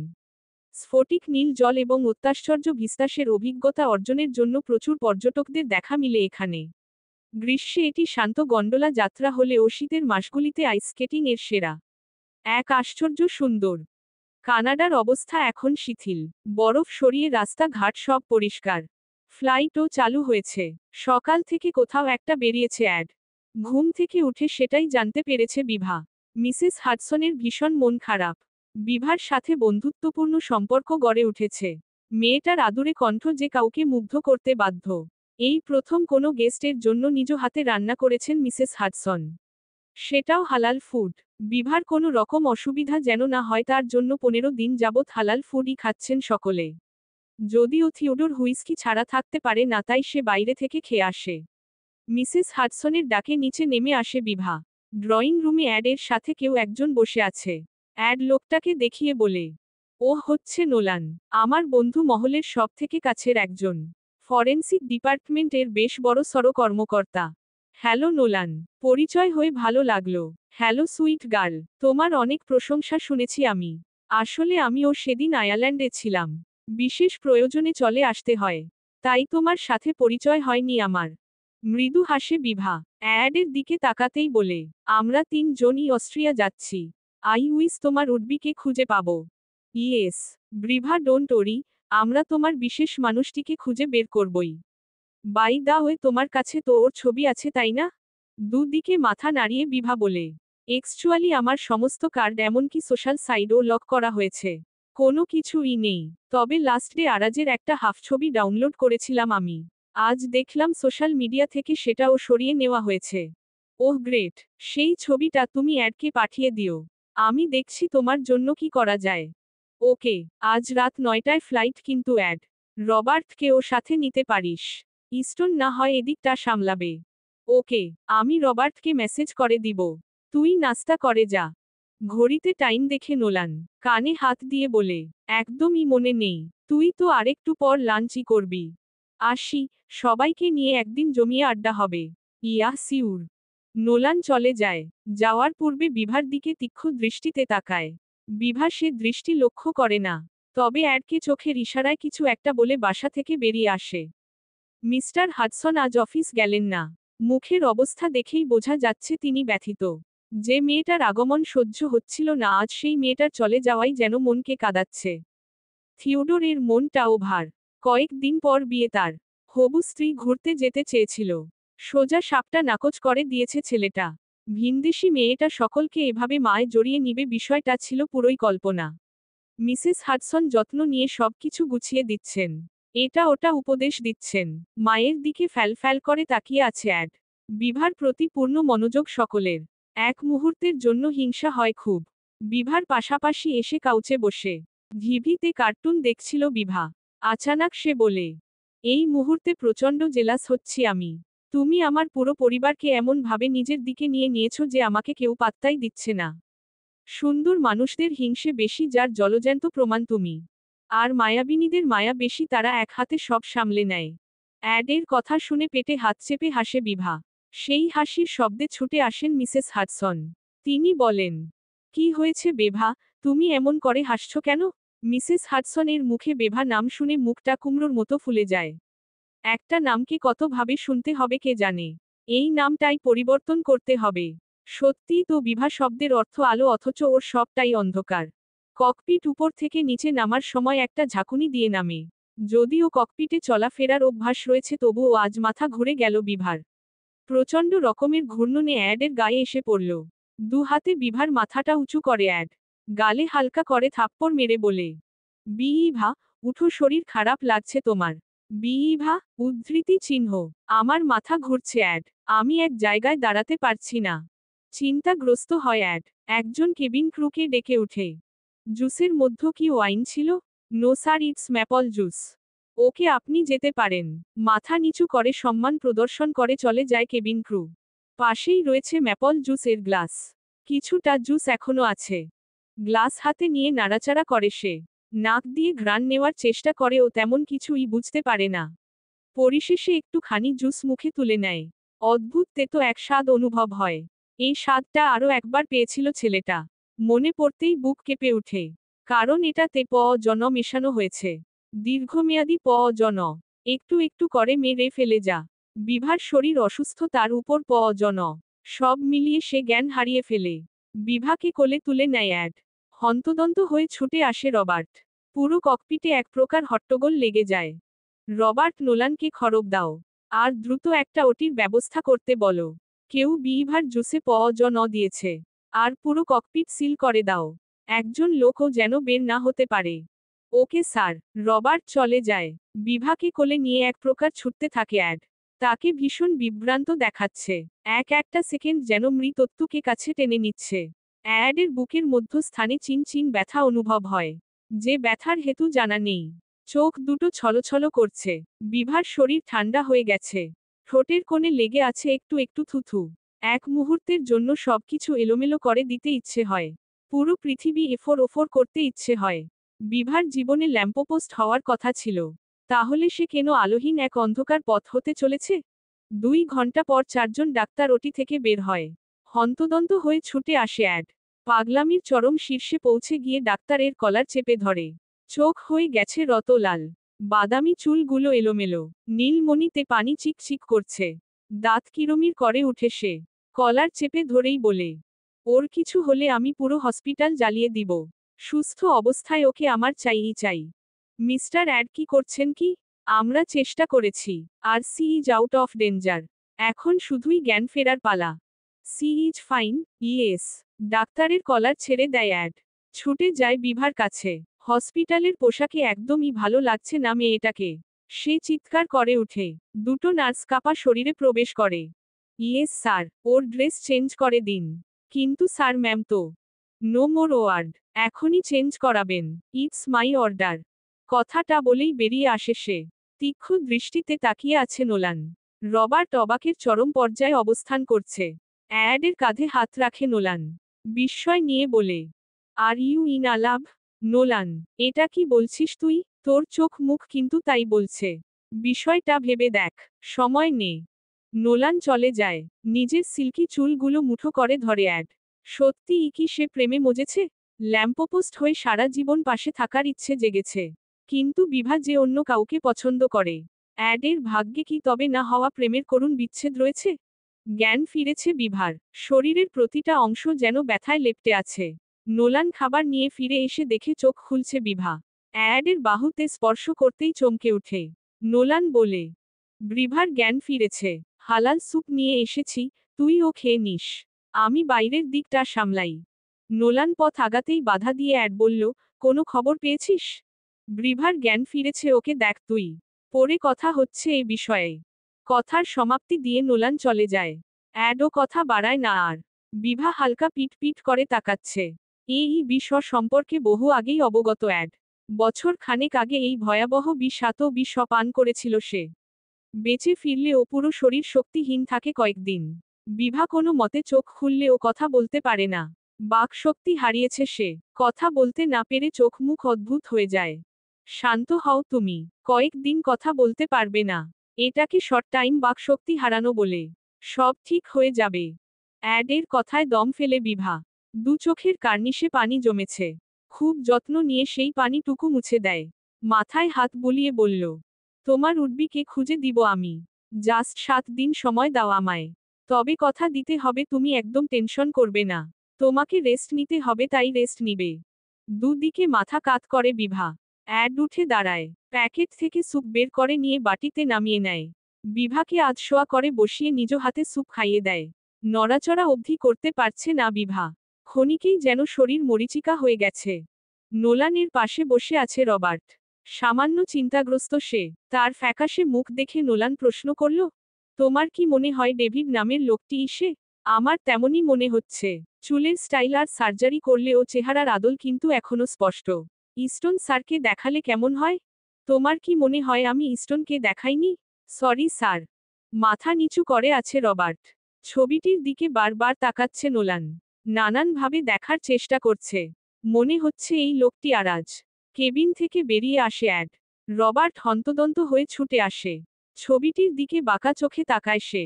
নোলান বলে, আমি, রবার্ট এমনকি ইস্টনও বলেছে এটা এরাজ। না, এটা এরাজ নয়। ও আট, আমরা স্পষ্ট দেখতে পাচ্ছি এটা এরাজ। আর তুই দ্বিমত পোষণ করছিস কোন হিসেবে? অদ্ভুত হাসে অ্যাড। কটাক্ষ করে বলে, 3 বছর যাবৎ ফরেন্সিক ডিপার্টমেন্টে আছিস, 6 বছর ধরে আমার সাথে কাজ করে যাচ্ছিস। এত বড় ভুল কি করে করিস? অ্যাড, কি বলছিস তুই? ভ্রু কুচকে তাকায় অ্যাড। ছবিটাতে তীক্ষ্ণ দৃষ্টি দিয়ে তাকায়। ফোন হাতে নিয়ে ইস্টনকে কল করে। রিসিভ হতেই বলে, পুলিশের কাজ ছেড়ে দাও ইস্টন। জীবনের এতগুলো বছর পর ভুলটা করেই ফেললে। তোমার শকুনি চোখের থেকেও এমন ষড়যন্ত্র কি করে বেঁচে যায়? আম সরি অ্যাড, আমি কানের দিকটা লক্ষ্য করিনি। এত নিখুঁত কাজ যে প্রথম দেখাতেই বলতে বাধ্য হই। এখন এসব বাদ দাও। যে চাল দিয়েছে এরাজ, সে চালের বাজিমাত করব আমি। প্ল্যানটা এমন ভাবে আগাবে যাতে মনে হবে এরাজের প্ল্যানটাই চলছে। ওকে অ্যাড, আমি সে ব্যবস্থাই করছি। বাই দা ওয়ে, ব্রিভার শরীর কেমন আছে? ফাইন নাও। রাখছি আমি, তুমি একটু লক্ষ্য রেখো। কয়েকজন অফিসার পাঠাও। আমি চাই না ব্রিভার কোনো ক্ষতি হোক। সব জল কিন্তু একদিকেই নিশানা করছে। অস্ট্রিয়ার ফাস্ট রোডগুলিতে ভ্রমণের জন্য পর্যটকদের প্রয়োজন হয় ইউরোপের সড়ক, দ্রুত রাস্তা। অস্ট্রিয়াতে পর্যটক হিসেবে এসেছে অ্যাড। তাদের যে কার্ড ছিল সে কার্ড ব্যবহার করা যাচ্ছিল না। কারণ কয়েক মাসের নিষেধাজ্ঞা রয়েছে। অস্ট্রিয়া একটি খুব আকর্ষণীয় সেন্ট্রাল ইউরোপ পর্যটন গন্তব্য। একটি পর্বত শৃঙ্গ, ল্যান্ডলকর দেশ, সমুদ্রপৃষ্ঠ থেকে 500 মিটার উচ্চতার নিচে। অস্ট্রিয়ার কিছু প্রধান পর্যটন এলাকা কেন্দ্রে অবস্থিত এটি জার্মানি, চেক প্রজাতন্ত্র এবং উত্তর, হাঙ্গেরি এবং স্লোভাকিয়া দ্বারা পূর্ব, স্লোভেনিয়া ও ইতালিতে দক্ষিণে অবস্থিত। পাহাড়ি অস্ট্রিয়া দর্শনীয় ট্রেন রুটের জন্য বেশ কয়েকটি সুযোগ। অস্ট্রিয়াতে দর্শনীয় ট্রেন রুটের সর্বোত্তম সুন্দর ট্রেন রুটগুলি পর্যটনদের জন্য ম্যাপ করা হয়। Austrian federal railway, OBB 5700 kilometre rail লাইনের একটি নেটওয়ার্ক চালায়। ক্ষুদ্র কোম্পানিগুলি আলপাইন রুটে লাইন চালায়। গ্রীষ্মে কেবল পর্যটকদের জন্য লাইন চলে। ভিয়েনা থেকে সালজবুর্গ 3-4 ঘন্টা 159 মাইল। সালজবুর্গ থেকে ইন্সব্রুক 2 ঘন্টা 86 মাইল। মিউজিয়াম থেকে সোলজবুর্গ 1-2 ঘন্টা 70 মাইল। ভিয়েনা থেকে ভেনিস 8-10 ঘন্টা 273 মাইল। ভেনিসের বিশাল সমাবেশে এসে পৌঁছায় অ্যাড। নিজের পুরো লুকটাই বদলে ফেলেছে সে। অস্ট্রিয়াতে যে ষড়যন্ত্র চলছে তার বিনাশ ঘটাবেই আজ। ইস্টনকে চোখের ইশারা করে সে। হাত উঁচিয়ে সে বলে, সবাই রেডি আছে? ওকে। অস্ট্রিয়ার প্রেসিডেন্টের মেয়ের বিয়ের অনুষ্ঠান আজ। কোনো এক ভিনদেশীর সাথে প্রেমে জড়িয়েছে সে। তারই জন্য বিশাল আয়োজন করা হয়েছে। নোলানের শরীর বেয়ে ঘাম ঝরছে। উত্তপ্ত স্থান থেকে ফিরেছে কিনা তাকে দেখে অ্যাড ব্যস্ত ভঙ্গিতে বলল, ঠিক আছিস তুই? আমি ঠিক আছি। সমস্ত সিস্টেম আনলক করে দিয়েছি।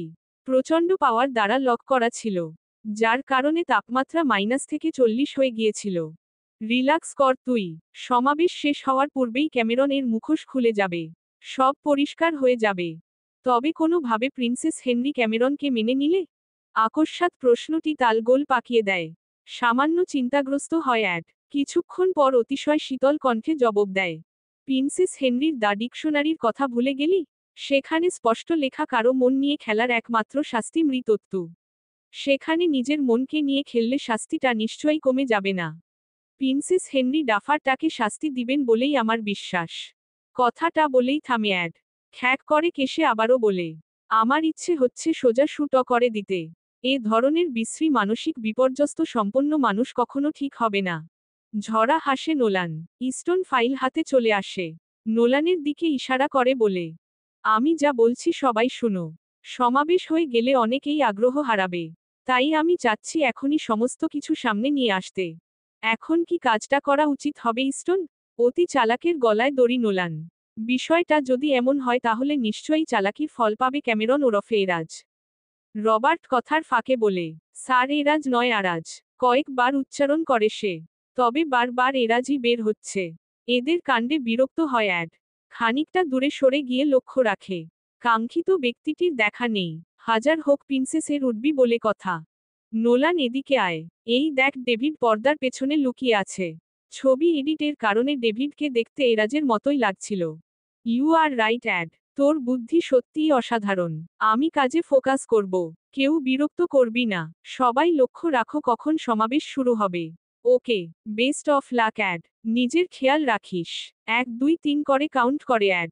হঠাৎ করেই চোখ যায় লম্বাটে সিঁড়িতে। স্টাইল করে হেঁটে আসছে আরাজ, যাকে ক্যামেরন নামে সবাই চিনে এখন। বতন্দু কতাক করে অ্যাড। তবে সরে যাওয়ার কারণে আর শুট করা হয় না। ভারী নিঃশ্বাসে দম আটকে আসে ছেলেটার।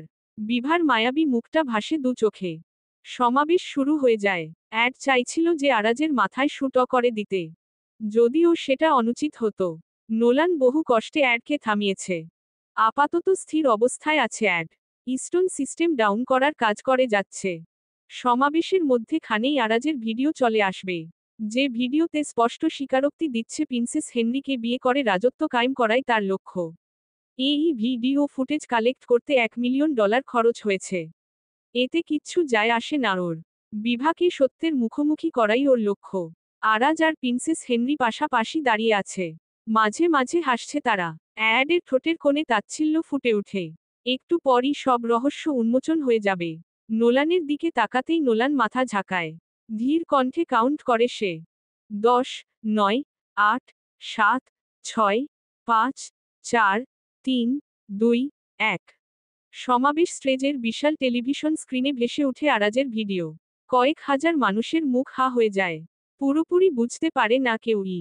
কারণ আরাজ বাংলা আর ইংরেজি ভাষার মিশ্রণে কথাগুলো বলে যাচ্ছে। তবে প্রিন্সেস হেনরির ছবিতে নাইফ দিয়ে আঘাত করার বিষয়টা সকলের আত্মা কাঁপিয়ে দেয়। সবাই বুঝতে পারে আরাজের পরিকল্পনা। আরাজের চোখে মুখে ভয়। সে নিশ্চিত হয়ে গেছে তার জীবন সংকটে। ফলের ঝুড়ি থেকে নাইফ নিয়ে নেয় সে। পাশাপাশি থাকা হেনরির গলায় নাইফ ধরে। সকলে চিৎকার করে ওঠে। আরাজ বলে, যদি কেউ কাছে আসো তো প্রিন্সেস হেনরিকে হারাবে। কেউ কাছে আসে না। অস্ট্রিয়ার কিং ওয়েন সকলকে বলেন, কেউ আগাবে না। ওকে চলে যেতে দাও। আমার কন্যার কোনো ক্ষতি যেন না হয়। আগাবেন না কিং ওয়েন। হেনরিকে আমি সাথে নিয়ে যাব। আমার ক্ষতি করা মানে প্রিন্সেস হেনরির মৃত্যু। প্রিন্সেস হেনরি চিৎকার করে বলে, ক্যামেরন তুমি আমার সাথে ছলনা করলে? উচিত করনি তুমি। অতি শীঘ্রই তোমার শাস্তি নিশ্চিত হবে। থামো মূর্খ মেয়ে, প্রিন্সেস হওয়ার কোনো যোগ্যতাই তোমার নেই। যে নিজেকে রক্ষা করতে পারে না সে কেন হবে প্রিন্সেস? ক্যামেরন। প্রিন্সেস হেনরি চিৎকার করতেই রত লাল চোখে তাকায় আরাজ। পরক্ষণেই অট্টহাসিতে ফেটে পড়ে সে বলে, আমাকে ধরা অত সহজ নয় কিং ওয়েন। আমি হেনরিকে নিয়ে যাচ্ছি। Henry my dear dad. King Owen আর প্রিন্সেস হেনরি দুজনেই কান্নায় ভেঙে পড়ে। অ্যাড একটু দূরে দাঁড়িয়ে সব দেখছে। ইস্টন যেতে চাইলেও বাধা দিল সে। প্রিন্সেস হেনরির কোনো ক্ষতি হতে দেওয়া যাবে না। ফোর্স লাগাও, দেখ কোথায় যাচ্ছে এরাজ। আমি বিইভার কাছে যাচ্ছি। সমস্ত কিছু ধামাচাপা দেওয়ার ব্যবস্থা করো। এই ফুটেজকে কালেক্ট করেছে এটা যেন অস্ট্রিয়ার পুলিশদের নামেই লিখিত হয়। ওকে অ্যাড, আমি দেখছি, তুমি খেয়াল রেখো। এরাজের সাথে চক্রধারী দলও যুক্ত আছে। আমি নিজের খেয়াল রাখব ইস্টন। রবার্টকে নিয়ে যাচ্ছি। নোলান তোমার সাথেই থাক। ওয়াশরুমে যাওয়ার প্রয়োজন। আশেপাশে কাউকে দেখতে পায় না বিভা। সবাই লাঞ্চ তৈরিতে বিজি। শরীরটা একটু সুস্থ হওয়াতে নিজে নিজেই উঠার চেষ্টা করে সে। বেড থেকে মেঝেতে পা রাখতেই ঠান্ডা মেঝে পুরো শরীরে শিরশির অনুভূতি দিয়ে দেয়। হিম শীতল রত যেন শরীরকে জড়সড় করে দেয়। প্রচণ্ড শীতের মাঝে শরীরে অসহ্য ব্যথা যেন মৃত্যু সম। তার উপর শরীরে জ্বর এসে গেছে। হাজারো কষ্টের মাঝে ও উঠে ওয়াশরুমে যায় বিভা। তবে ফেরার পথে পায়ে পানি থাকায় পা পিছলে যায়। প্রচণ্ড ব্যথায় আহ বলে আর্তনাদ করে উঠে। মুখ দিয়ে উচ্চারিত হয়, অ্যাড। পরমুহূর্তেই জ্ঞান হারায় সে। লাঞ্চ নিয়ে আসে ক্লো। বিভাকে মেঝেতে পড়ে থাকতে দেখে হাত থেকে ট্রে পড়ে যায়। সে চিৎকার করে ডাকে, স্কার, লিলি কোথায় তোমরা? দ্রুত আসো ম্যাম মেঝেতে জ্ঞান শূন্য হয়ে পড়ে আছে। স্কার, লিলি, ব্রিভা ম্যাম কি হয়েছে আপনার? ব্রিভার মুখে আলতো হাতে স্পর্শ করে ক্লো। ব্রিভার গোঙানি শুরু হয়। ভয়ে পেয়ে যায় ক্লো। ফোন হাতে নিয়ে অ্যাডকে কল করে। ফোন রিসিভ হতেই উদ্বিগ্ন গলায় বলে, স্যার, ম্যাম জ্ঞান হারিয়েছে। মুখ দিয়ে গোঙানি বের হচ্ছে। দ্রুত আসুন স্যার, আমার খুব ভয় হচ্ছে। বিভা, ক্লো তুমি ডাক্তারকে কল করো আমি আসছি। Okay sir. ফোনটা রেখে গাড়ির স্পিড বাড়িয়ে দেয় অ্যাড। নীল চোখে পানির স্রোত নেমেছে। বিভার অবস্থা কল্পনাও করতে পারছে না ছেলেটা। মিনিট 10 পর বাসায় পৌঁছায় সে। বিভার রুমে ছুটে যায়। বিভাকে ঘেরাও করে আছে সকলে। ডাক্তার চেক আপ করছেন। How is she? Not fine. প্রচণ্ড জ্বরে নাজেহাল অবস্থা। কয়েকদিন আগে ওর শরীরে পজন দেওয়া হয়েছিল। আচ্ছা, সেটারই প্রভাব রয়ে গেছে। যত্ন নিবেন, আমি ঔষধ লিখে দিয়েছি। Okay thanks. ডাক্তার চলে যায়। ভয়ে কাঁপছে স্কার, ক্লো আর লিলি। তবে অ্যাড তেমন কিছুই বলে না। বিভার দিকে এক পলক তাকিয়ে বলে, ওর জন্য লিকুইড ফুডের ব্যবস্থা করো। Okay sir. ওরা চলে যেতেই বিভার পাশে বসে অ্যাড। নিষ্পাপ মুখের অবস্থা শোচনীয়। ওর আত্মা বুক চিরে বের হয়ে আসতে চায়। হাত দুটো বুকে চেপে ধরে। ঘন ঘন শ্বাস ফেলে বলে, তোমার জীবনের ল্যাম্পপোস্ট হতে পারছি না আমি। কেন পারছি না আমি? তুমি কেন আমার কাছে থেকে ও নিরাপদ নও? বিভার হাত বুকে চেপে রেখেই চোখ বন্ধ করে ছেলেটা। মিনিট 10 পর আসে ক্লো। বলে, স্যার লিকুইড ফুড রেডি। যাও আমি আসছি। বিভার জ্ঞান ফিরেনি এখনো। মাথায় হাত বুলাচ্ছে অ্যাড। গায়ের স্যুটটা চেঞ্জ করে নিয়ে টি শার্ট পরে নেয়। ফ্রেশ হয়ে এসে স্যুপ নিয়ে আসে। আলতো হাতে বিভার মুখে স্পর্শ করে। চোখে মুখে পানির ছিটে লাগতেই জ্ঞান ফিরে বিভার। হালকা করে তাকায়, ভেসে উঠে অ্যাডের বিধ্বস্ত মুখ। উঠার চেষ্টা করে তবে পারে না। স্যুপের বাটি সাইড টেবিলে রেখে বিভাকে উঠে বসায়। বিভার চোখ বারবার বুজে আসে। আমার কি হয়েছিল অ্যাড? জ্ঞান হারিয়েছিলে। শরীরে প্রচণ্ড জ্বর। আরাজের খবর পেলে? উহু তবে পেয়ে যাব। চিন্তা করো না। একটা সত্যি কথা বলবে অ্যাড? হুম বলো। আজ তুমি আরাজের কাছে গিয়েছিলে তাই না? আরাজ আমার সাথে প্রতারণা করেছে তাই তো? বিভার কথা শুনে চমকে তাকায় অ্যাড। বিভা তাচ্ছিল্য হেসে বলে, টিভি চ্যানেলে সরাসরি সম্প্রচার ছিল। আরাজ নিজের চেহারা বদলাতে পারলেও কণ্ঠ বদলাতে পারেনি। আমি কণ্ঠস্বর চিনতে ভুল করিনি। ব্যস্ত হইও না বিভা, আমি সব ঠিক করে দিব। তুমি প্লিজ ভরসা রাখো। দু চোখের কোণ বেয়ে অশ্রু গড়ায়। অ্যাডের হাতে হাত রাখে বিভা। সিক্ত নয়নে ক্রোধিত কণ্ঠের উত্তাপ মিশ্রিত করে বলে, আমি এর শেষ দেখতে চাই। পাপীকে শাস্তি দেওয়াই তোমার কাজ তাই না? আমার জীবনে ল্যাম্পপোস্ট হয়ে আলো ছড়ানোর প্রতিশ্রুতি করেছ তুমি। তোমাকে আমাকে দেওয়া প্রতিশ্রুতি রক্ষা করতে হবে। প্রতারকের শাস্তি চাই আমি। যে কোনো কিছুর বিনিময়ে শাস্তি দিবে ওকে। কথা দাও তুমি, ওর সর্বোচ্চ শাস্তি নিশ্চিত করবে। কথা দিচ্ছি বিভা, তোমার জীবনের এই অন্ধকার অংশকে আমি আলোয় সিক্ত করব। আমি আমার মতো করে তোমার জীবনের ল্যাম্পপোস্ট হব। বিভার চোখ উজ্জ্বল হয়, মায়াবী নয়নে তাকিয়ে থাকে। অ্যাডের দৃষ্টিতে রয়েছে সুখ। বিভা এত সহজে মেনে নিবে ধারণা করতে পারেনি সে। মেয়েটার মাঝে যে উদ্দীপনা রয়েছে তাতে ভেতর থেকে শ্রদ্ধা আসে। মনে মনে বলে, আমার জীবনের অন্ধকার ল্যাম্পপোস্টে বিভা হয়ে আসবে তো তুমি। আমি নির্ঘুম হয়ে আলো ছড়াতে চাই তোমার জীবনে। ইস্টনের সাথে জরুরি মিটিং এ বসেছে অ্যাড। প্রিন্সেস হেনরিকে নিয়ে টিরোল প্রদেশ থেকে ভিয়েনা চলে এসেছে আরাজ। আরাজের লোকের সাথে কয়েকজন গুপ্তচর লুকিয়ে আছে। তারাই খবর পাঠিয়েছে, হেনরিকে নিয়ে পরিকল্পনা চেপেছে। রাজবংশকে পদত্যাগ করিয়ে অস্ট্রিয়াতে নিজের রাজত্ব স্থাপন করবে সে। এই সম্পূর্ণ কার্যক্রমের সাথে জড়িত আছে আরাজের ফ্যামিলি। দীর্ঘদিনের প্ল্যান এসব। সমস্ত কথা শুনে অ্যাড চিন্তিত হয়ে বলে, কিং ওয়েন পদত্যাগ করলে আমরা কিছুই করতে পারবো না। আমাদের পরিকল্পনা সাজাতে হবে। সবার আগে প্রিন্সেস হেনরিকে বের করতে হবে। কিন্তু অ্যাড তুমি তো জানোই অস্ট্রিয়ার সাথে আমাদের সম্পর্ক কখনোই ভালো নয়। তারা সর্বদা আমাদের বিরুদ্ধে। ল্যাম্পপোস্টের নামে আন্তর্জাতিক মামলাও করেছে। কারণ হিসেবে বলেছে ল্যাম্পপোস্ট নাকি শান্তির বিরুদ্ধে। শান্তিপ্রিয় দেশসমূহ লিভিং থেকে শুরু করে পতিতালয়ে বাধা প্রদান করে না। সেসব অতীত ইস্টন। তুমি তো জানোই আন্তর্জাতিকভাবে ল্যাম্পপোস্টকে স্বীকৃতি দেওয়া হয়েছে। কোনো ধর্মই লিভিংকে কিংবা পতিতাবৃত্তিকে সমর্থন করে না। সব ধর্মই এসব নিষেধ করেছে। মাথা ঝাঁকায় ইস্টন। 6 বছর দীর্ঘ পরিশ্রম করেছে তারা। দুষ্টাধিক সদস্য নিয়ে তৈরি করা হয়েছে ল্যাম্পপোস্ট। তবে রীতিনীতি বদলাতে পারেনি এখনো। দম ফেলে ইস্টন। হাতের আঙুলের খেলায় মত্ত অ্যাড। হঠাৎ করেই বুদ্ধি খেলে যায়। এরাজ নিকো আর ভিক্টরের সাথে হাত মিলিয়েছে। নিকোর মনে সন্দেহ জাগাতে হবে। এরাজ যে নিজে রাজত্ব হাতাতে চায় সেটাই নিকোর কানে ভালো করে ঢুকিয়ে দিতে হবে। রবার্টকে বলো গুপ্তচর পাঠাতে। তারা যেন নিকোর কানে কথাটা পৌঁছে দেয়। ঠিক আছে অ্যাড, তুমি নিজের খেয়াল রেখো। আসছি আমি। এক চুমুকে কফি শেষ করে ইস্টন। অ্যাড নিজের অভ্যাস বদলাতে পারেনি। এখনো ওয়াইনের প্রতি ঝোঁক তার। বোতল থেকে ওয়াইন ঢেলে নেয় সে। বয়াম থেকে সুগার কিউব বের করে মিশিয়ে নেয়। এক নিঃশ্বাসে ওয়াইন পান করে সে।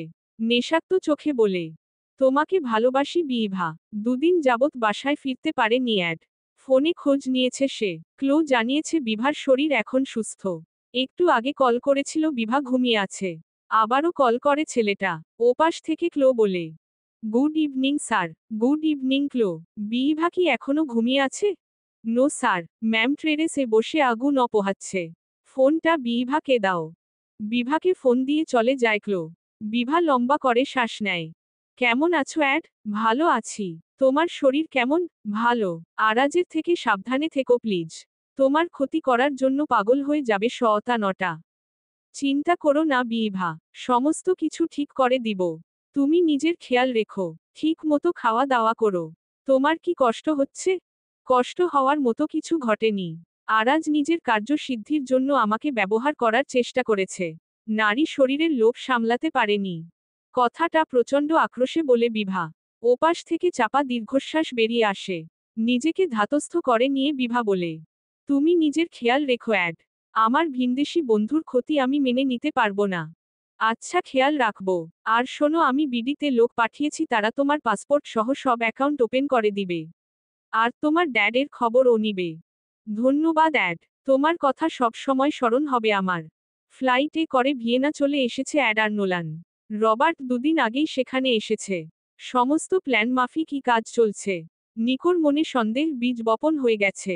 আপাতত আরাজের বিরুদ্ধেই কাজ করবে নিকো। তবু ও রিস্ক নিতে চাচ্ছে না অ্যাড। তাই ভিয়েনা চলে এসেছে। যে বাংলোতে হেনরিকে রাখা হয়েছে সেটা নিকোর বাংলো। নিকোর সাথে সাপে নেউলে সম্পর্ক অ্যাডের। তাই সে সামনে যেতে পারবে না। তবে ইস্টনকে কেউই চিনে না। মিররে দৃষ্টি দিয়ে নিজের লুক সেট করছে ইস্টন। নোলান ল্যাপটপ নিয়ে ব্যস্ত। ইস্টন তোমাকে নিকোর ভালো বন্ধু সাজতেন হবে। প্রিন্সেস হেনরিকে ছাড়িয়ে নিয়ে আমাদের লোকের সাথে বের করে দিবে। প্রিন্সেস হেনরিকে সাথে নিয়ে নোলান ফিরে যাবে ইন্সব্রুকে। কিং ওয়েন এর সাথে চুক্তি স্বাক্ষরিত করবে। বিষয়টা ইন্টারন্যাশনাল ভাবে দেখা হবে। পার্সোনাল ভাবে যেন কোনো পদক্ষেপ না নেওয়া হয়। আর এরাজকে ইন্টারন্যাশনাল পুলিশ অ্যারেস্ট করে নিবে। তবে একটা কথা, প্রিন্সেস হেনরিকে নিয়ে নোলান যতক্ষণ পর্যন্ত ইন্সব্রুকে পৌঁছায় ততক্ষণ কোনো কাজ করা হবে না। প্রিন্সেস হেনরি বিপদ মুক্ত হলেই আমরা কাজ শুরু করব। ওকে, আমি তাহলে বেরিয়ে যাচ্ছি। ইস্টন চলে যায়। নোলান বলে, রবার্টের সাথে কথা হয়েছে আমার। প্রিন্সেস হেনরিকে টর্চার করেছে এরাজ। প্রচণ্ড আক্রোশে চাবুকের আঘাত করেছে। কথাটা শুনেই চোখ বন্ধ করে নেয় অ্যাড। প্রিন্সেস হেনরির কথা ভাবতেই কষ্ট হচ্ছে। ভালোবেসে সেও ঠকে গেল। রাতের আধারে বের হয় অ্যাড আর নোলান। নিকোর বিশাল বাংলোর কাছে এসে ফোন করে ইস্টনকে। কল রিসিভ করে ইস্টন বলে, প্রিন্সেস হেনরিকে বের করতে পারছি না আমি। সিকিউরিটি প্রচণ্ড হার্ড। ও 8 স্ট্রিটেম আনলক হয়নি, হয়েছে তবে তার সময় সীমা কয়েক সেকেন্ড মাত্র। ও শিট, আমি আসছি, তুমি প্রিন্সেস হেনরিকে অজ্ঞান করে ফেলো। এমনিতেই ভয় পেয়ে আছে। কেউ দেখে ফেললে চিৎকার চেঁচামেচি করবে। ওকে, বাট অ্যাড প্রিন্সেস হেনরির অবস্থা খুব ভালো নয়। বারবার ঝিমুচ্ছে। মনে হচ্ছে ড্রাগ পুশ করা হয়েছে। আমি নোলানকে দিয়ে হসপিটাল বুক করাচ্ছি। তুমি নিজের খেয়াল রেখো। ঠিক আছে, তুমিও সাবধানে এসো। গার্ডেনের শেষ মাথায় একটা চেরি গাছ দেখতে পাবে। সেটার মধ্যে একটা সবুজ বাটন রয়েছে। গাছটা আর্টিফিশিয়াল হলেও ইলেকট্রনিক ইন্ডিকেটর লাগানো আছে। তাই লক্ষ্য রাখবে গাছের একটা শিকড়েও যেন স্পর্শ না লাগে। শুধুমাত্র বাটনে ক্লিক করেই পেছনের গেট দিয়ে চলে আসবে। তোমার হাতে মাত্র 3 মিনিট সময় থাকবে। তাই কাজটা দ্রুত করতে হবে। ওকে, আমি দেখছি। ইস্টনের কথা মতো পা টিপে টিপে বাংলোর পেছনে চলে আসে অ্যাড। পুরো বাংলোয় লাইটের ব্যবহার খুবই কম। মনে হচ্ছে বাংলোটা ভুতুরে মুভি করার জন্য তৈরি করা হয়েছে। বাগানের শেষ মাথাতে চেরি গাছ দেখতে পায় ছেলেটা। ইস্টনের কথা মতো সমস্ত কাজ সম্পূর্ণ করে ছুট লাগায়। টাইম কাউন্ট করা শুরু হয়ে গেছে। 180 সেকেন্ডের মধ্যে বাংলোয় প্রবেশ করতে হবে। এমনকি 48 খানা সিঁড়িও পার করতে হবে। নিজের সর্বোচ্চ স্পিড দিয়ে দৌড়াচ্ছে অ্যাড। বাংলোয় প্রবেশ করেই দম ফেলে। সঙ্গে সঙ্গে বাংলোর প্রবেশ পথ বন্ধ হয়ে যায়। 1 সেকেন্ডের হেরফের হলে সর্বনাশ হয়ে যেত। নোলানকে ফোন করল অ্যাড। নোলানের কণ্ঠটা ভীষণ উদ্বিগ্ন। তুই কি ঠিকঠাক পৌঁছেছিস? হ্যাঁ অলি জোয়েল, শোন, প্রিন্সেস হেনরিকে সাথে করে সামনের গেট দিয়ে যাওয়া যাবে না। আমরা পেছনের গেটের কাছে এসে তোকে মেসেজ করে দিব। তুই চেরি গাছের বাটনে ক্লিক করে সোজা গাড়ি রেডি করবি। 3 মিনিটের মধ্যে আমাদের বাংলো থেকে বের হতে হবে। তারপরই রেড অ্যালার্ট বেজে উঠবে। আমরা বেরিয়ে যাব। হসপিটালে পৌঁছে দিয়ে আবার বাংলোয় ফিরে আসব। ততক্ষণে পুলিশেরা তাদের কাজ করে ফেলবে। ঠিক আছে, সাবধানে আছিস। নোলানের কল কেটে ইস্টনের কাছে যায় অ্যাড। ইস্টন কিছুটা স্বস্তি বোধ করছে। তার ভয় হচ্ছিল। প্রিন্সেস হেনরিকে কোলে তুলে নাও। আমি সব ব্যবস্থা করে দিয়েছি। কোনো ভুল করা যাবে না ইস্টন। চিন্তা করো না অ্যাড, আমি সব খেয়াল রাখব। প্রিন্সেস হেনরিকে কোলে তুলে হাঁটা লাগায় ইস্টন। ততক্ষণে সামনে আগায় অ্যাড। পুরো বাংলোয় লাইটের ব্যবহার খুবই কম হওয়ায় অন্ধকার পথে পথ চলতে অসুবিধা হচ্ছে। তবু অ্যাড থেমে নেই। ছোট ছোট কদমে আগাচ্ছে সে। পেছনের গেটের কাছে এসেই নোলানকে মেসেজ পাঠিয়ে দেয়। দরজা খুলে যেতেই ছুট লাগায় ইস্টন আর অ্যাড। নোলান গাড়ি রেডি করে নিয়েছে। প্রিন্সেস হেনরিকে গাড়িতে উঠাতেই রেড অ্যালার্ট বেজে যায়। পুরো বাংলোয় হইচই লেগে যায়। প্রিন্সেস হেনরিকে নিয়ে হসপিটালে যা তুই। আমাদের সামলাতে হবে সব। লেট করিস না। অ্যাডের কথা মতো নোলান ফুল স্পিডে ড্রাইভ করে চলে যাচ্ছে। ওরা দৃষ্টির অগোচরে যেতেই অ্যাড পুলিশকে মেসেজ করে দেয়। সবাই বাংলোয় ঘেরাও করেই ছিল। বন্দুকের গুলির শব্দ শোনা যায় শুধু। অ্যাড দেখতে পায় আরাজ পালাচ্ছে। রাগে চোয়াল শক্ত হয়ে যায় ছেলেটার। ছুটে যায় আরাজের কাছে। শক্তপোক্ত হাতের সাহায্য নাক বরাবর পাঞ্চ করে। লুটিয়ে পড়ে আরাজ। ইস্টন অ্যাডকে সামলায়। ইন্টারন্যাশনাল ভাবে সামলানো হচ্ছে। বেশি আঘাত করো না অ্যাড। নিজেকে সংযত করো। একে তো সেদিনই শুট করতে চেয়েছিলাম। ভাগ্য ভালো থাকায় বেঁচে গেল। জানো আরও একটা। এক দলা থুথু ফেলে অ্যাড। আরাজকে পুলিশ এরেস্ট করছে। সাথে এরেস্ট করে নেয় নিকো আর ভিক্টরকেও। ন্যাশনাল ভাবে কাজ সম্পন্ন হলে নিকো আর ভিক্টরের শাস্তি কম হওয়ার সম্ভাবনা থেকে যেত। এখন আর সেটা নেই। ওদের একমাত্র শাস্তি হবে মৃত্যুদণ্ড। কিং ওয়েন অ্যাডের কাছে ক্ষমা প্রার্থনা করেছে। দুদিন আগেই আরাজের মৃত্যুদণ্ড ঘোষণা হয়েছে। সংবাদটা পেয়ে সবথেকে বেশি খুশি হয়েছে বিভা। এমন জালিম প্রতারকের শাস্তি হওয়ার দরকার ছিল। আজ 6 দিন হলো কানাডায় ফিরেছে বিভা আর অ্যাড। আরাজের জন্য ছুটে এসেছিল বিভা। এটা ভাবতেই এখন গা গুলিয়ে আসে তার। আরাজের নামটা অভিশাত বিষ মনে হয়। হাডসন ফ্যামিলির প্রতি কৃতজ্ঞ বিভা। আজকেই ফ্লাইট, নিজ দেশে ফিরে যাবে সে। খবর পেয়েছে ইফতেখার নাকি স্ট্রোক করে হসপিটালে অ্যাডমিট। যদিও এখন অনেকটাই সুস্থ, তবে হাঁটা চলা করতে পারেন না। আর তার জন্যই বিভার সমস্ত অ্যাকাউন্ট ব্লক হয়ে গিয়েছিল। যেহেতু বিভার পরিবার বলতে শুধুই বাবা, তাই বিভার খোঁজ খবরও চালানো হয়নি এতদিন। বিভাকে দত্তক নিয়েছিলেন ইফতেখার। প্রেমিকাকে হারিয়ে আর বিয়ে করেননি তিনি। তবে 3 বছর পর খবর আসে প্রেমিকা ও তার হাজবেন্ড অ্যাক্সিডেন্টে মারা গেছে। শুধু বেঁচে আছে বছর খানেকের বাচ্চা মেয়েটি। আর সেই মেয়েটির দায়িত্ব নিতে চায় না কেউ। তখনই ঠিক করেন বিভাকে নিজের মেয়ে হিসেবে বড় করবেন। বিভার 18 বছর পূর্ণ হতেই এই কথাগুলো জানতে পারে মেয়েটি। সেদিন প্রচুর কেঁদেছিল সে। ইফতেখারের মতো কাউকে বাবা হিসেবে পেয়ে নিজেকে বড় ভাগ্যবতী মনে করে সে। হাডসন ফ্যামিলির সকলকে বিদায় জানায় বিভা। কোনো এক কাজে দেশের বাহিরে গেছে। যাওয়ার পূর্বে দেখা না হওয়ায় কষ্ট হয় তার। ভিনদেশি বন্ধুকে ছেড়ে যেতে ইচ্ছে করে না। বুকের ভেতর কষ্ট অনুভব হয়। গাড়ি চলতে থাকে। জানালা দিয়ে তাকিয়ে থাকে বিভা। কানাডার দীর্ঘতম রাস্তা পেরিয়ে ককপিট দিয়ে চলে আসে বহু থেকে বহু দূরের দেশ বাংলাদেশে। দীর্ঘ 4 মাস পর নিজ দেশে পা রাখল বিভা। চারপাশে তাকিয়ে সমস্ত দুঃখ উবে যায় হুট করেই। সব যে নিজের মানুষ, যারা বাংলা ভাষায় কথা বলে। ইংরেজিতে কথা বলতে বলতে বাংলা আসতে চায় না মুখ দিয়ে। অভ্যাস হয়ে গেছে কেমন। এয়ারপোর্ট থেকে গাড়ি বুক করে রওনা হয় বাসাতে। রাজধানীর শাহজাদপুরে এসে নিজের বাসার কাছে গাড়ি থামাতে বলে বিভা। ভাড়া মিটিয়ে নিজ বাসাতে প্রবেশ করে। ওকে দেখে বাড়ির দুজন পরিচারিকা ছুটে আসে। বিভার দিকে শরবতের গ্লাস বাড়িয়ে দেয়। ফিক করে হেসে বিভা বলে, রিতা, তোর মাথায় বুদ্ধি হলো না আর? শীতের মাঝে শরবত খাবো আমি? তয় আপা কফি বানাই নিয়ে আসুন? বিভা একটু ভেবে বলে, আচ্ছা নিয়ে আয়। বাবার রুমে এসে দেখে ইফতেখার বেডে শুয়ে আছেন। শুকিয়ে কাঠ হয়ে যাওয়া রুগ্ন বাবাকে দেখে কেঁদে উঠে বিভা। ক্রন্দনরত অবস্থায় বলে, সরি পাপা, আমি তোমাকে ফেলেই চলে গিয়েছিলাম। তখন আমি আসলেই বুঝতে পারিনি কি করছিলাম। খুব খারাপ মেয়ে আমি। ইটস ওকে মামুনি, তুমি যে সুস্থ আছো এটাই আমার কাছে অনেক। ওসব নিয়ে মন খারাপ করো না। চোখ হাসে বিভার, তবু ইফতেখারকে জড়িয়ে ধরে কাঁদে। জমিয়ে রাখা সমস্ত কান্না আজ চোখ ফেটে বেরিয়ে পড়ে। ইফতেখারের সাথে একসঙ্গে লাঞ্চ করল বিভা। ডাইনিং এ বসে মনে এসে যায় হাডসন ফ্যামিলির কথা। খ্রিস্টান হলেও তাদের আচরণ মুগ্ধ করেছে বিভাকে।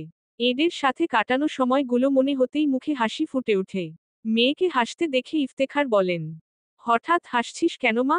এমনি পাপা, তুমি খাও তো। ইসস প্লেট ফাঁকা একদম, শুকিয়ে গেছো তুমি। ঝমঝমে হাসি ইফতেখার, মেয়ের দিকে স্নেহের দৃষ্টি রেখে বলে, তুমি এসে গেছো তো, এখন মোটা তাজা হয়ে যাব মামুনি।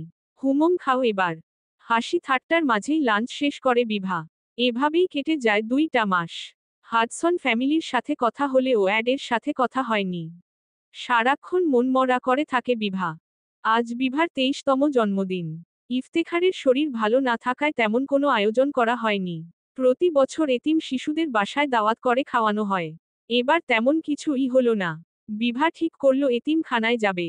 বাচ্চাদের মিষ্টি আর চকলেট বিতরণ করবে। বেবি পিঙ্ক রঙের কুর্তি পরে রেডি হয়ে নেয় বিভা। সুপার শপ থেকে মিষ্টি আর চকলেট নিয়ে রওনা হয় এতিমখানাতে। এতিমখানায় প্রবেশ করতেই চোখে পড়ল কেমন একটা জাঁকজমক ভাব। মনে হচ্ছে কোনো অনুষ্ঠান উদযাপন হচ্ছে। বাচ্চারা ছুটোছুটি করছে। আশেপাশে চোখ বুলিয়ে কাউন্টারে যায় সে। এখানে কি কোনো অনুষ্ঠান হচ্ছে? হ্যাঁ, জন্মদিনের জন্য বাচ্চাদের খাওয়া দাওয়ার ব্যবস্থা করা হয়েছে। জন্মদিন? হ্যাঁ। কাউন্টারের লোকটা নিজ কাজে ব্যস্ত হয়ে পড়ল। বিশাল মাঠে জড়ো হয় সকলে। আকাশে গ্যাস বেলুন উড়ে যায়। পুরো আকাশে বেলুন দিয়ে হ্যাপি বার্থডে লেখা ওঠে। আনমনেই হাসে বিভা। আজ আরও একজনের জন্মদিন। আশেপাশে চোখ বুলায় সে। বাচ্চাদের খাবারের ব্যবস্থা করা হয়েছে। মাথায় লাল সাদা মিশ্রণের আরবদের রুমাল বাঁধা লম্বা সাদা পোশাক পরা ছেলেটা সবাইকে খাবার পরিবেশন করে দিচ্ছে। পেছনের দিকে থাকায় ছেলেটাকে দেখতে পায় না বিভা। আগ্রহ নিয়ে আগায়।